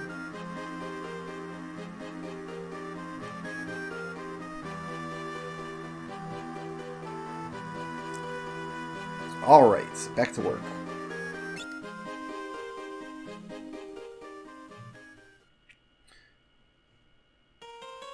Fortunately, there's no boss fight in this dungeon. I mean, even if there was, we've got blue mages, so we would just terrorize the boss fight. But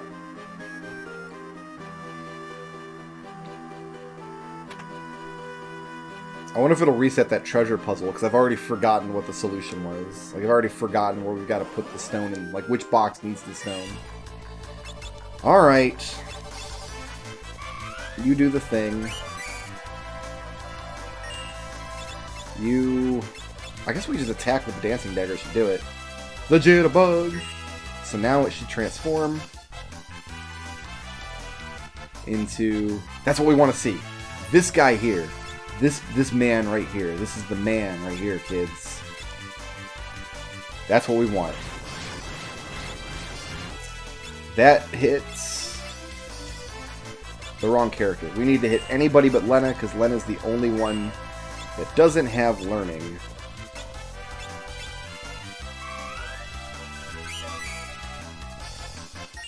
So we'll just have Lena heal herself, and we'll try this again. Next time we damage it, it should turn back into that thing. The same fan monster we're looking for.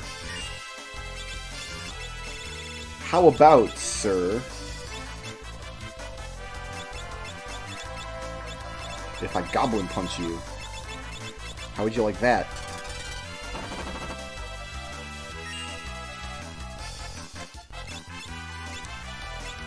Back to the fan. The fan... So the idea here is it turns into an enemy, but it's not literally the enemy you've seen before. It just has their sprite and name. It does one attack, and then it reverts. And now we just have to win the fight.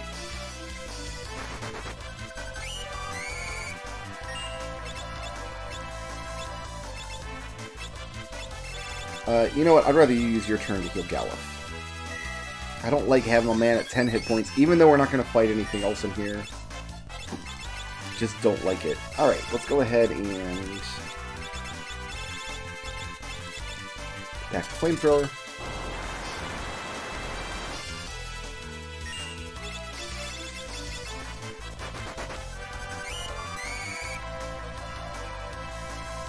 If we can kill this thing before it reverts, we might get a lucky Holy Staff.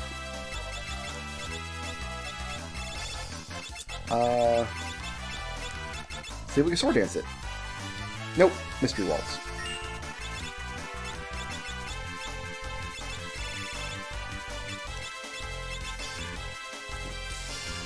Oh, it will transform into other monsters. Interesting. I didn't know that. Well...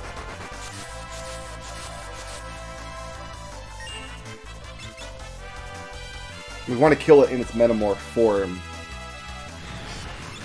to see if we can get a Holy Rod. We're only going to try it once. We're not going to sit here farming up Holy Rods. But if we get one, that's cool, man. What? You got a Poison Rod, so you're using Bio today. Goodbye.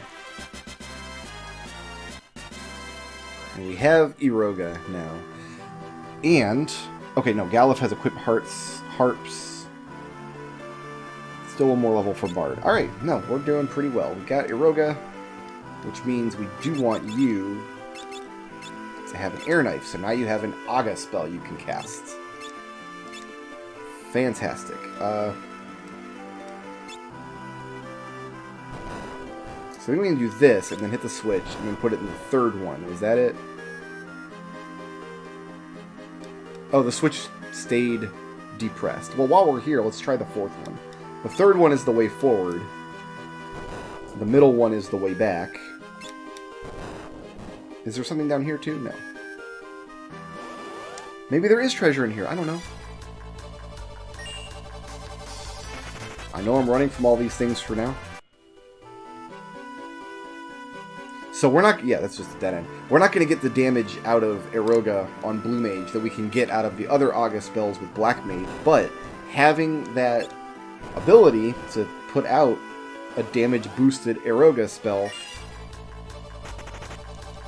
is a better option for the blue mage for just single target damage than pretty much anything else they can do inside of the blue magic set. And that's going to be important because right now I can only give really high level black magic to one other person outside of my black mage. So Lena and Bart, because Lena is my naturally high black mage. This switch did not stay depressed. Lena is my naturally high black mage. Bart has the black mage job, so they can each use high level black magic. Everybody else needs something else. I'd like to see Bart hit level 5 in black magic.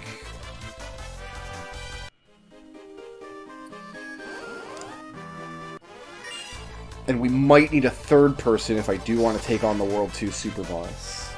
And if that's the case, we're just going to have to power level. We just don't have another option.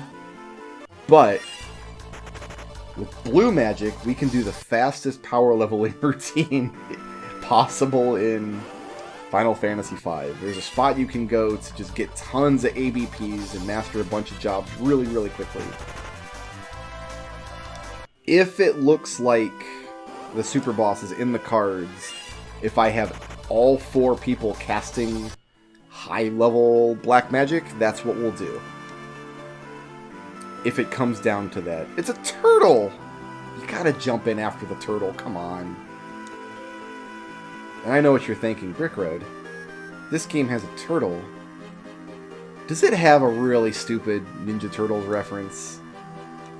I'm happy to inform you that it does. First, Bart has to mess with the turtle, because Bart is just a jackass.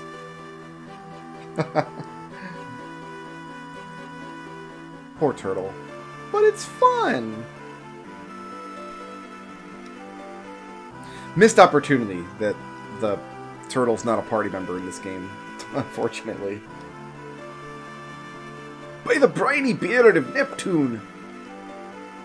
So that's 2 completely anachronistic references, like Neptune shouldn't exist in this world, and neither should Christmas. So, we've already been to the Forest of Moor. The Forest of Moor is where we bought the Aga magic. And Turtle Man is going to tell us all about the creature that is X-Death, which is all these things. They sealed evil magic into a tree, etc., etc., etc. This is where you get all the backstory. But we can't get into the forest near the village of Moor because we don't have the magic tree branch that gets us in. But it just so happens that good old Guido has the key to get into the forests. Hayata! Beautiful.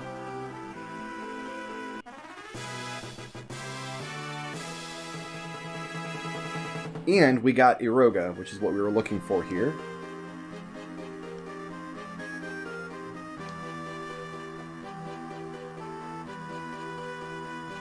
And usually you gotta walk out of this cave, but oh man, I don't.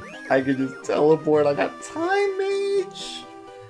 Oh, it's so good. Okay, so we want to go this way to the Forest of Moor. Around this little bend here.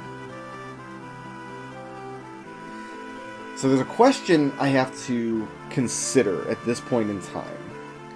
The Forest of Moor has some treasures, most of them aren't great, but there's one that's actually really good. When you get to the end of the dungeon, I don't think there's any blue magic there that I'm worried about, but when we get to the end of the dungeon, you can choose between one of 2 really good shields. You can either have a flame shield, which eats fire damage, which means you can use fire attacks to heal yourself.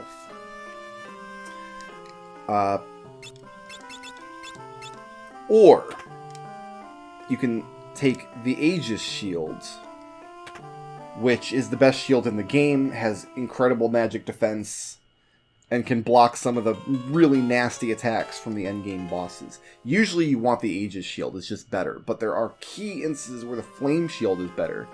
Typically, the Flame shield, anybody who can equip the Flame shields, like my Blue Mage can equip shields, can also equip the Flame Tongue, which is a sword that deals fire damage.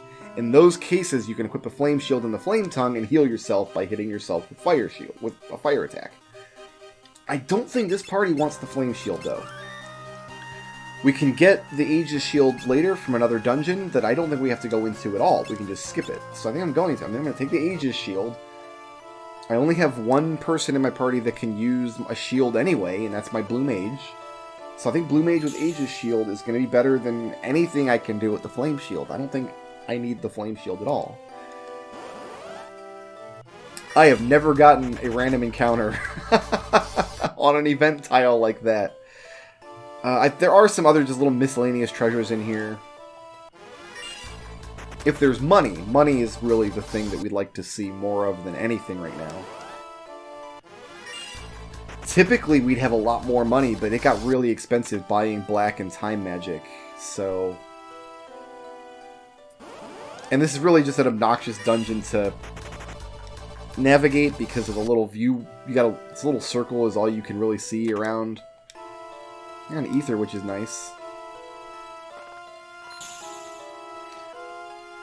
And then the end of this dungeon is another one of the World 2 gimmick bosses. I mean, after the Dragon Flower and Atomos, they're like, we need another gimmick boss, right? Yeah, we do. We should put one in. That a lot of parties have a lot of trouble with, but I don't think we're going to. I've got a plan that I think should just completely neuter the fight. I don't think I'm going to have to do anything special. Oh, this party's so good. Very magic-heavy party, but it's got all the tricks, fam.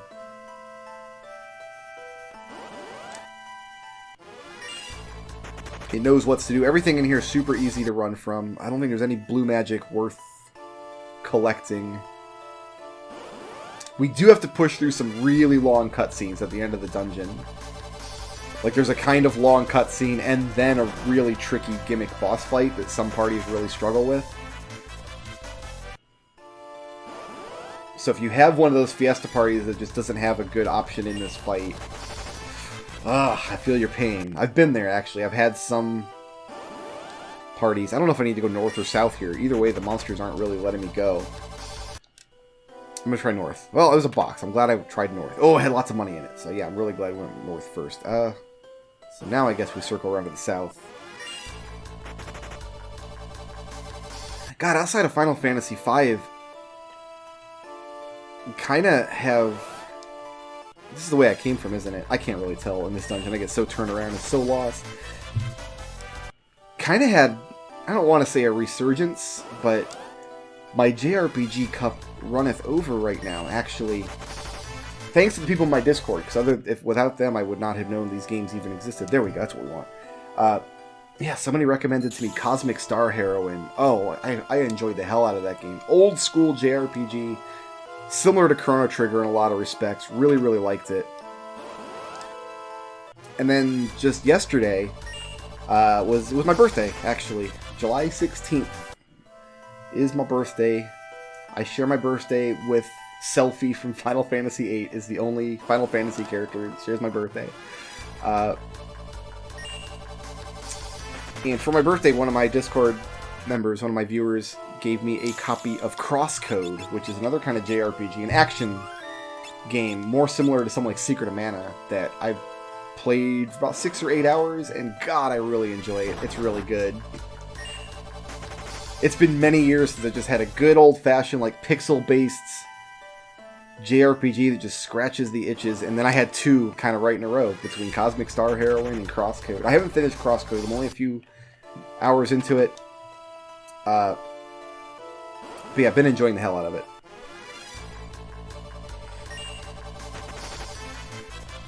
So I think the way this works is we're going to get up here, and the forest is going to start burning, and there's a treasure box in this area that if we open it before the fire consumes the forests, it's an Aegis shield. If we open it afterward, it turns into a flame shield. If I have that backwards, I'm just going to reset, because I just saved the game. So either way, it's not going to be a super big problem, but Aegis shield. Best shield in the game. We'll just go ahead and pop that on... Ah, look at those stats. So magic up, defense up, evasion up. It's even a little faster than the shield she had. So yeah, we're good on shields now. We only have one person who can use a shield anyway.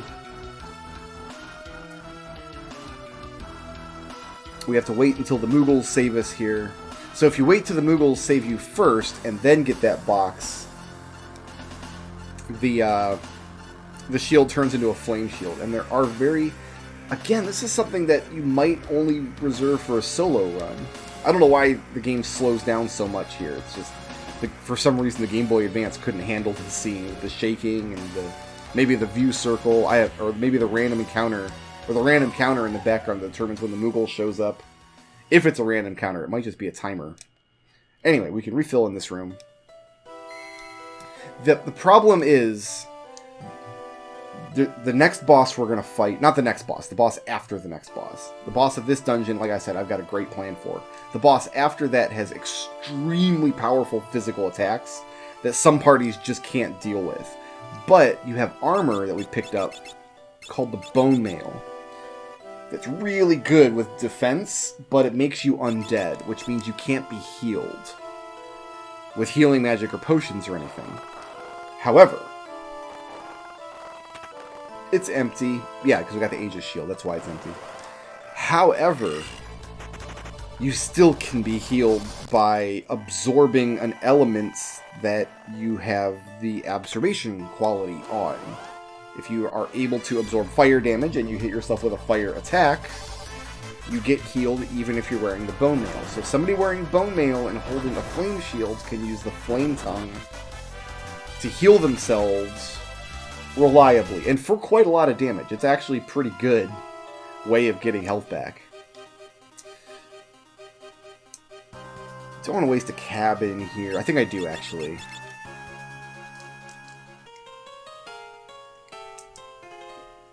I want to save just in case my perfect strategy in this boss doesn't work for whatever reason. But I don't think it's going to be an issue. I think we just nail this down. And we're good as gold.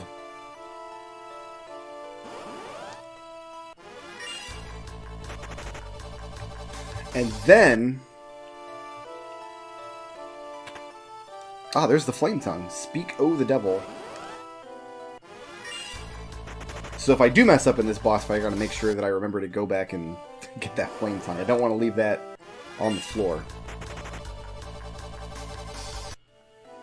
But yeah, there are some parties where that's just the most reliable way through the fight, is just have a tanky character that can put on the Bone Mail and so survive a lot of damaging hits. But if you do that, you can't heal that character, and you can't revive that character ever if they die. So I think a lot of solo characters rely on a strat like that. So there are cases where the Flame Shield is better, and you can get an Aegis Shield in World 3. You can get a second one. So it's not lost to you forever. But for general purpose, the Aegis Shield is going to be the better way. Alright, let's hammer the button through this cutscene here.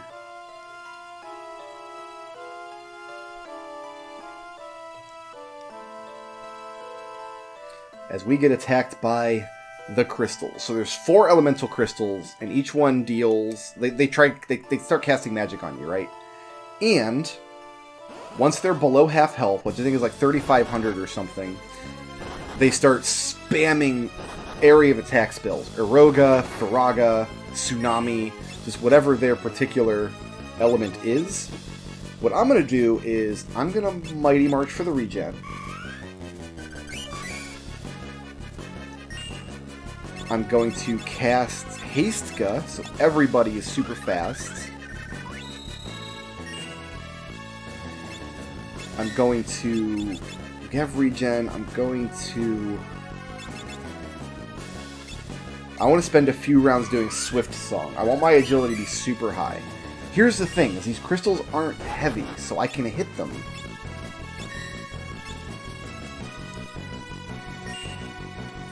With lots of different attacks. Right now they're just doing physical hits, which isn't really availing them of anything, but we don't want to start damaging them, because once we bring them below half health, they start spamming their super attacks.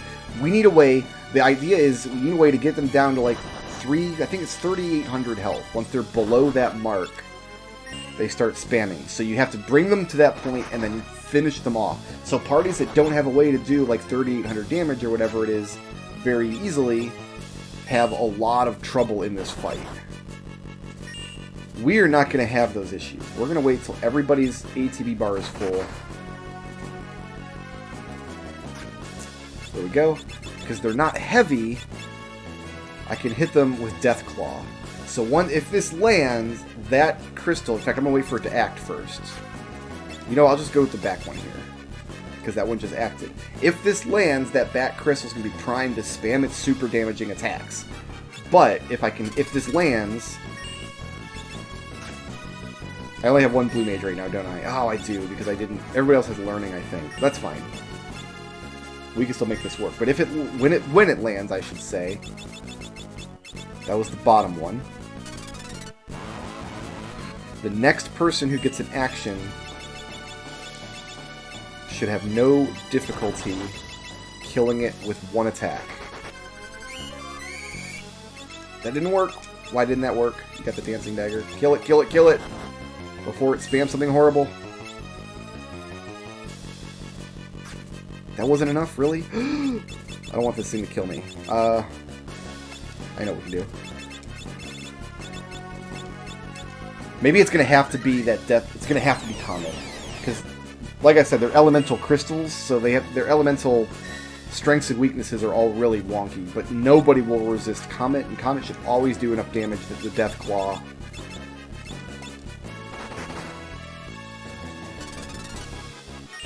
is sufficient. So that's the plan. That's what we're going to do here. Let's just go ahead and keep raising our agility. We're already super fast because of Hastka.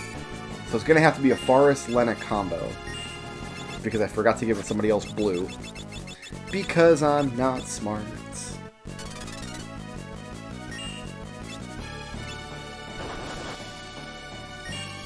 Also, I think the ones that do have like actual elemental weaknesses can be super damaged with like the Aga spells, but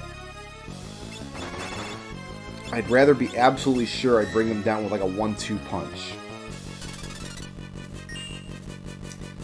I might have to get more people with blue to get these Death Claws on.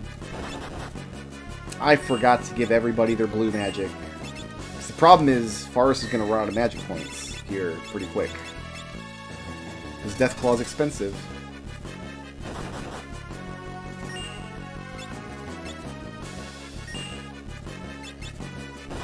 I think there's also a way to get them to level 5 death, but I'm not super sure how to do it. Let's wait for one of them to attack, the top one. There we go. Nope, not today. Yeah, you know what? Let's reset this. We'll come back in with actual blue magic users, so...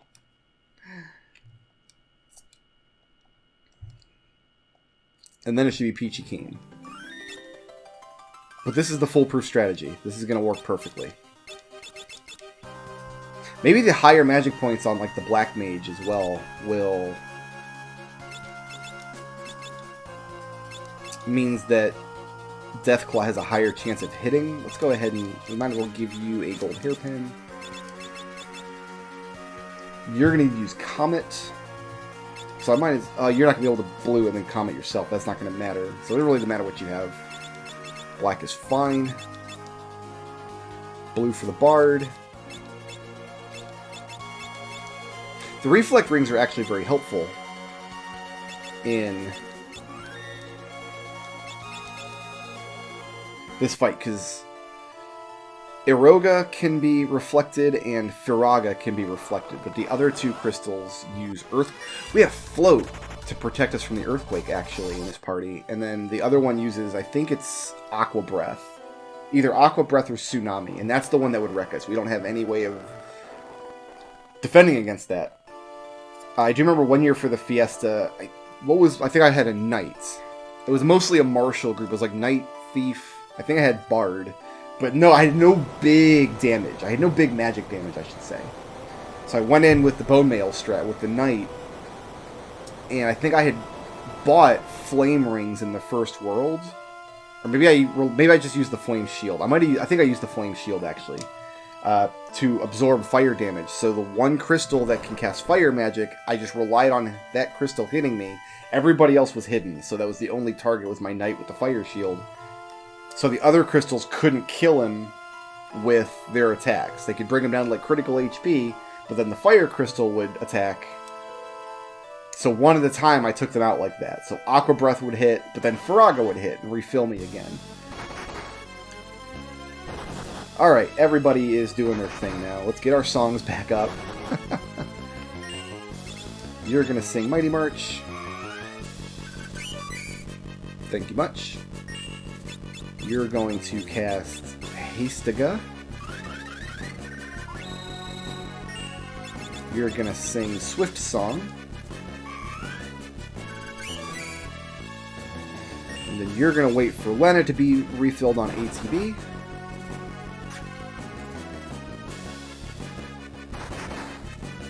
And then we'll wait for the next crystal to act and see if we can hit with a Deathclaw.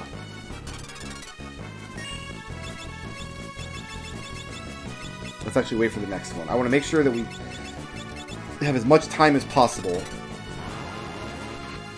There's the hit. Now we can get it with Comet.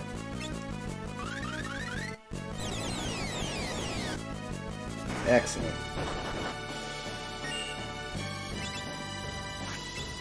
I'll wait for Lena to fill up.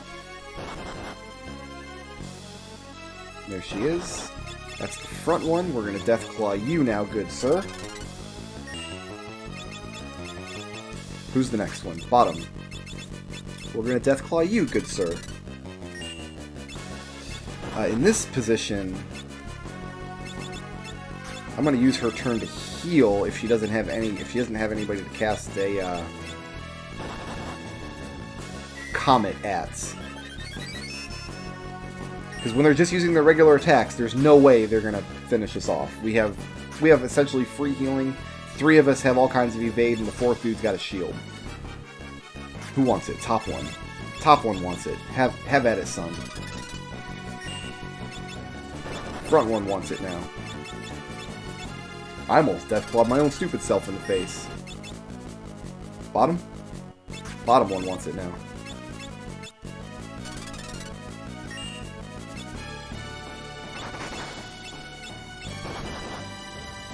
Do some healing. So this is going to take a minute, but these Deathclaws will eventually land.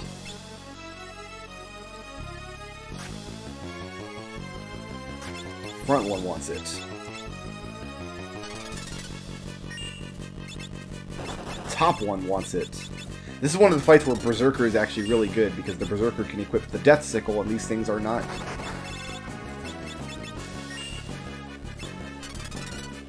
impervious to instant death.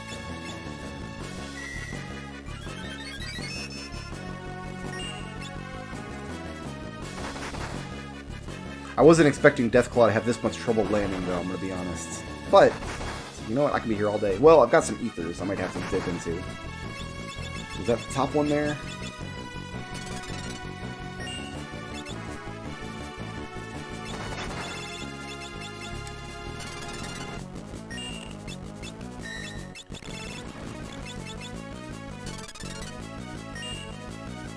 Yeah, I was not expecting this to take this long. The first one went down pretty easily.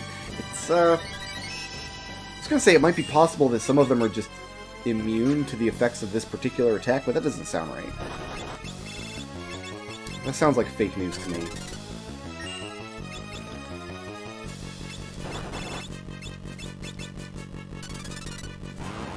There we go.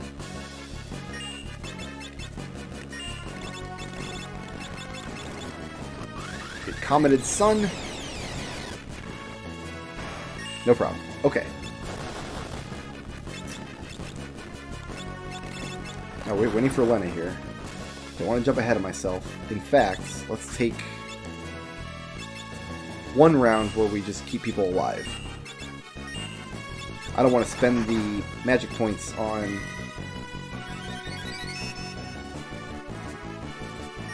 White Wind, but a couple rounds where Lena waves that heal staff around would not be remiss. Just some nickel and dime damage we can take care of. Alright, we should be good to go. Now, you can't cast Deathclaw anymore. I'm going to have you Swift Song then. Let the big boys who can cast Deathclaw still do what they need to do. This front one wants some. Nice.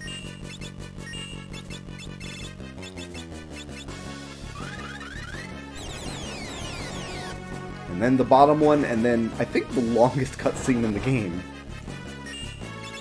Oh, but it's a sad one. I hope you guys brought your hanky. Nice.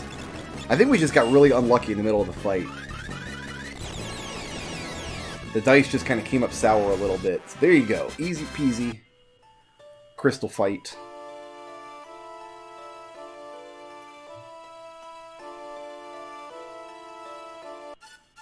Unfortunately for us, X-Death knows we're here.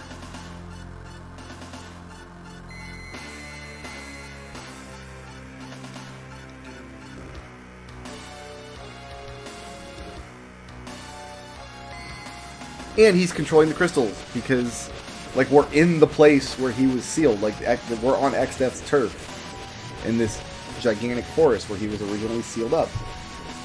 So we destroyed the crystals in the first world, and X-Death controls the crystals in the second world, and it's just a bad scene kind of all around.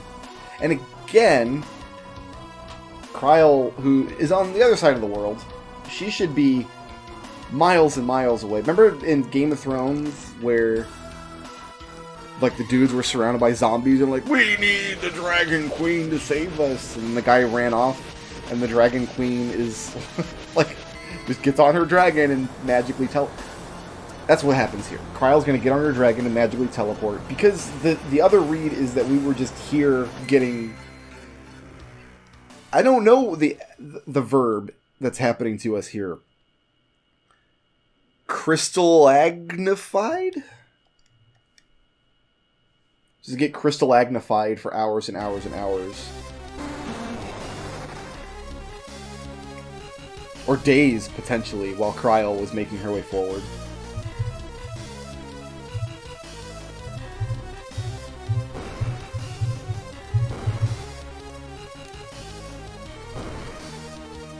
X-Death's just showing off. Just showing us how big and bad he is. You know. As you do. And the crystalagnification continues. Gallif's like, don't care. I've shattered 4 crystals on the other world.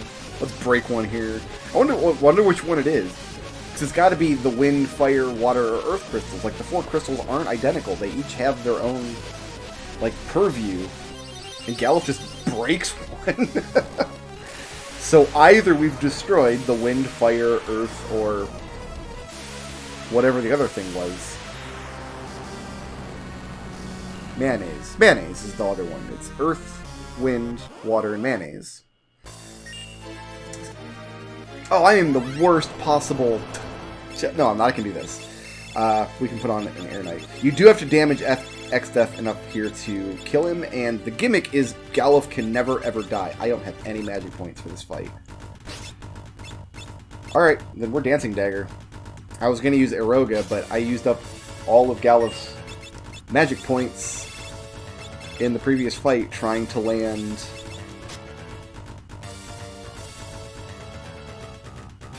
Trying to land a Deathclaw. So yeah, Gallif cannot lose this fight, no matter how much damage he takes. It's gonna take... I could use an Ether here to try to win a little faster, but... Ethers are at a premium, and I'd rather not use it in a fight that I know is impossible to lose. Can we get some Sword Dance, please? Sword Dance is only gonna be like 1200 damage with a friggin' Bard, but... I'd rather that than 300. I wonder if Jitterbug comes out, if it'll actually heal him. If Gallif, because he has 0 hit points, but he's not dead. Like, well, can Jitterbug bring him up? Is that the haps? Is that what's up?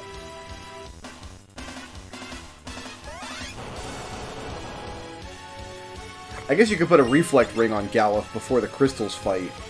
Oh, there we go. Now we got some magic points to play with. Now I can put on the air knife and go Iroga for good damage. That's the good damage. There's excess physical hit. Man, that's a big hit. That's rough times, bro. That's why you need that bone mail in some cases. When you fight X-Death for real in the next dungeon, the damage he puts out, like, you really do have to survive this. I think that's, like, there's a couple reasons they give you this fight. For one, it's just a great scene for Galuf. It's a storyline scene. But for another, it's showing you this is what's up. This is what X-Death is capable of. And you do, for real, have to weather this storm with your party in the next dungeon. Just kind of giving you a taste. I think World 2 X-Death, kind of the big boss, the end of World 2. Yeah, he does get healed, okay. Does not that it matters. But I think World 2 X-Death is probably, pound for pound, the hardest boss fight in the game.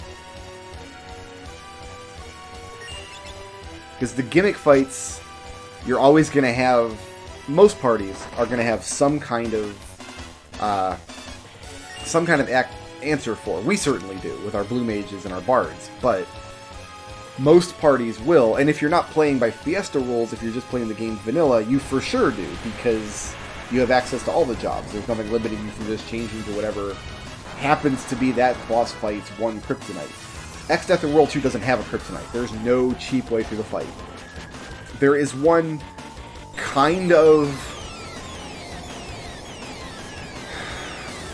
I think there is one cheese ball. There's the one I mentioned with zombies and reflect rings. That'll work with X-Death. I fought him that way before.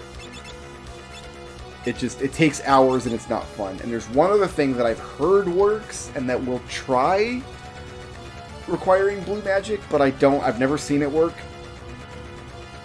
And I suspect it's one of those weird things that differs from version to version.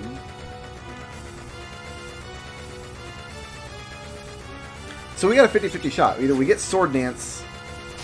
It's actually slightly less than 50-50, because attacking with the Dancing Dagger isn't actually the same as using the Dance command.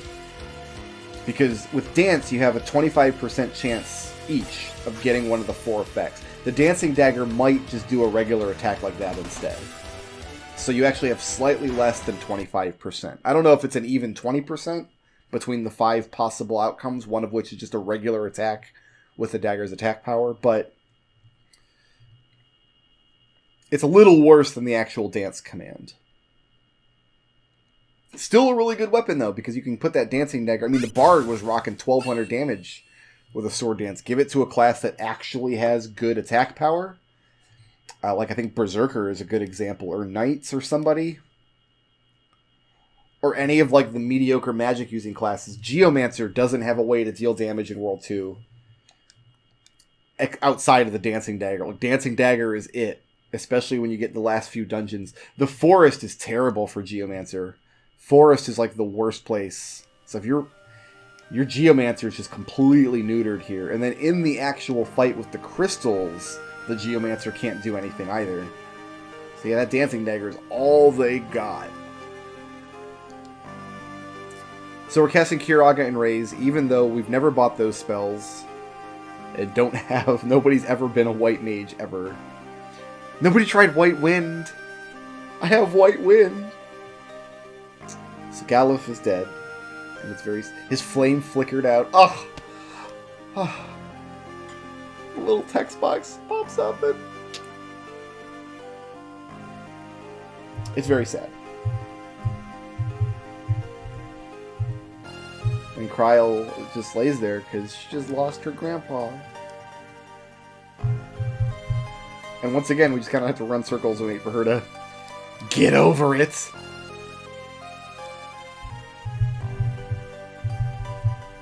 We can't leave. There's no door. And then we finish the party with only 3 characters. So the 4-job Fiesta has now become the 3-job Fiesta, and we don't get to use Blue Mage ever again. Because the rule is, like, whatever your first job was, that's the job you lose when Galuf dies. So, Galuf is dead now. Only got 3 characters. We lose Blue Mage. We can still use the Blue Command. on the characters we've already learned it with, we still have access to the command, but we can't actually set a blue mage for the rest of the game. Unfortunately.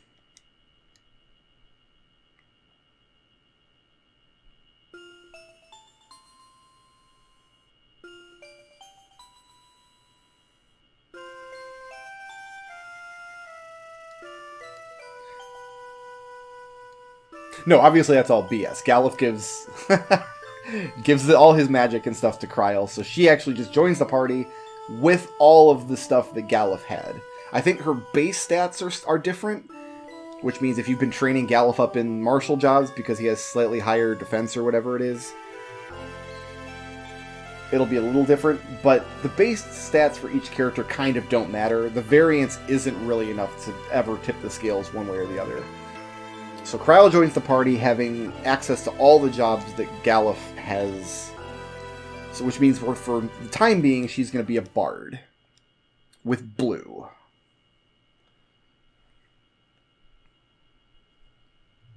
And one of the Fiesta rules is 5th job. The idea is, oh, Kryl is her own character. Why doesn't she get her own job?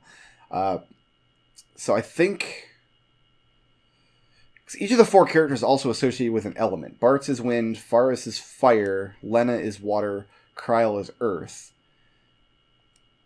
So I think if you roll 4, I think the way it works is whatever your earth crystal job is, which is the final job you roll in World 1, at this point in the game gets replaced. You can no longer use whatever job that is, and you roll a new job at this point in the game that you use from here to the end instead.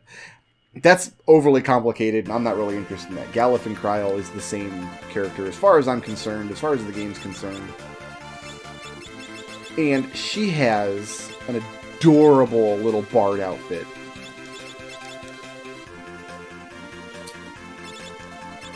Alright. Let's do some science. All that's left to do in World 2 is go to Extet's castle and go in and take care of business. But before I do that, how do I get into this? Whole area is surrounded by mountains. I always forget how to get into it. And the world map is not super helpful. One of the directions we can get into these mountains, I think it's up here in the north. Close to the Dragon Mountain. Yeah, because you get the Dragon Mountain and you kind of fly out to the north. Maybe? I don't know. Yeah, right here. There we go. Okay, we're good. We're going to hit the inn real quick. I'm going to set the party up. And we're going to try our hand at fighting the super boss just as a fact-finding mission. I don't think it's possible with the team as it currently is. But if it looks like it's in the realm of possibility with this team, I definitely want to do... Where's the inn in this stupid castle? It's on the other side, isn't it? I don't think it'll take much grinding. Less than an hour. Less than an hour easily. Should get me there. Is there an inn in this stupid castle? This is the stupidest castle. It's the castle of all the stupids. There it is. The thing is, like, the inn changes position. It's always in the last door you check. That's how this castle works. So, we're going to try the World 2 Super Boss. We're just going to try it, just as fact-finding, just to see how it goes. The thing has a ton of hit points, and if it looks like I can get through all of its hit points with just a couple of attacks, we'll do it. Otherwise, I don't think there's going to be much chance of it. It lives in this cave. And actually, I need to... Are these the jobs? These are the jobs I want to go with, yes.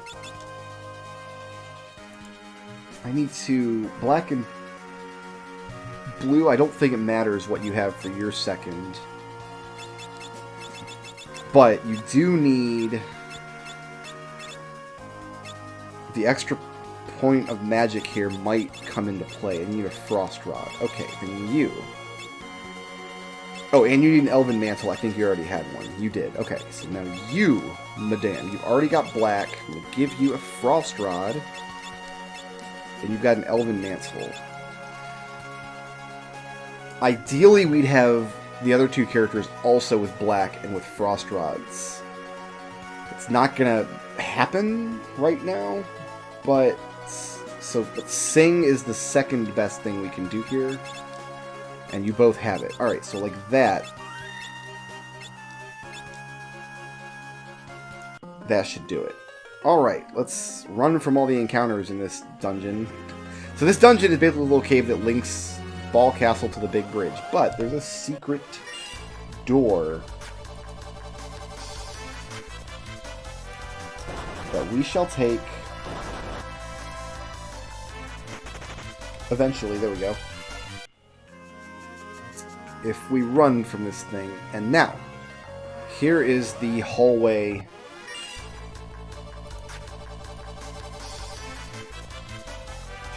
No, here's the random encounter, not the hallway.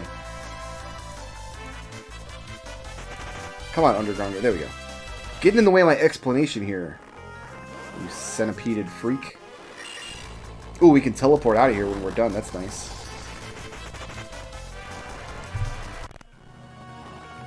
Here's the hallway. So through this door, every step we take on the other side of this door just gives us money. Just money just pops into our inventory. And the only encounter you can get into here is something called the Gill Turtle. The Gill Turtle is the strongest monster in World 2 by far. It has 32,000 hit points, and it's basically impossible to kill without the actual correct setup. I'm going to use my last heal potion here. I'm going to need to buy potions if I come in to fight it for real. So here's the thing. Gill Turtle has... Every step is going to double the amount of gil we get. Ah, look, Gill Turtle right away. Every time it attacks us, it's a one-shot kill. It's undead, so Requiem will hurt it, but only a little bit. The big damage is going to come from the Frost Rod boosted Blizzaga. Whenever you damage it, it's going to double counter. Like that.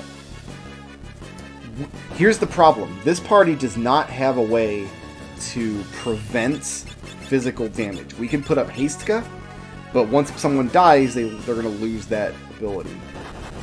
Without a way to prevent physical damage, weathering the storm of the Gill Turtle just really is not in the cards.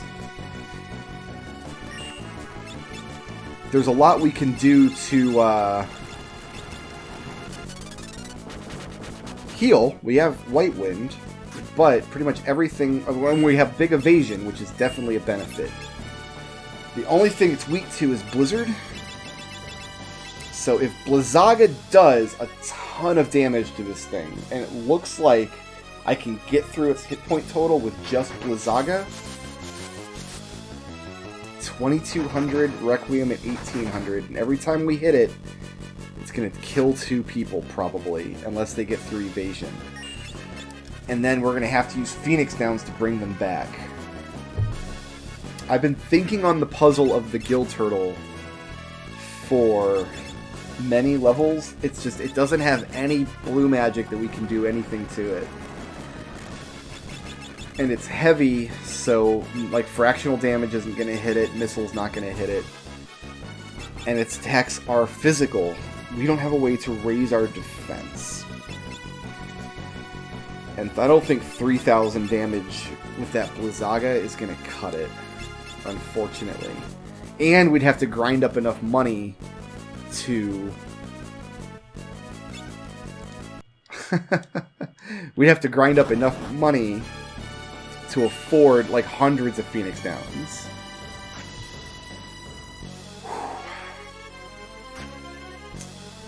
So 3,200, what was that Blizzaga damage? It was about...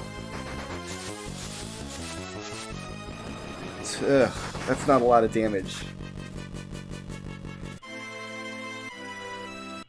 And it double attacks us with Turtle as a counterattack every time we damage it. I've been pondering the puzzle of this boss fight the whole time I've been playing this Fiesta. To think, I knew I could do big damage on it with Blizzaga boosted with a Frost Rod, and I knew that Requiem hurt it and that's big damage. 1800 from Requiem, like 24 from Blizzaga, but I just don't, it's not big enough to punch through 32,000 hit points before it kills us with its physicals. So I'm going to spend the next week. I'll think about it. I'll think on the issue some more. I'll see if I can come up with a good strat for Gill Turtle. Otherwise, I just don't think I've got a good way through the fight, and we might just have to leave the super boss unkilled. That's okay. Some parties just can't hack it. In any event, thanks for watching, guys. I'll be back next Sunday. I don't upload this on Sunday. I upload it on Saturday. I don't know what day goes with which week.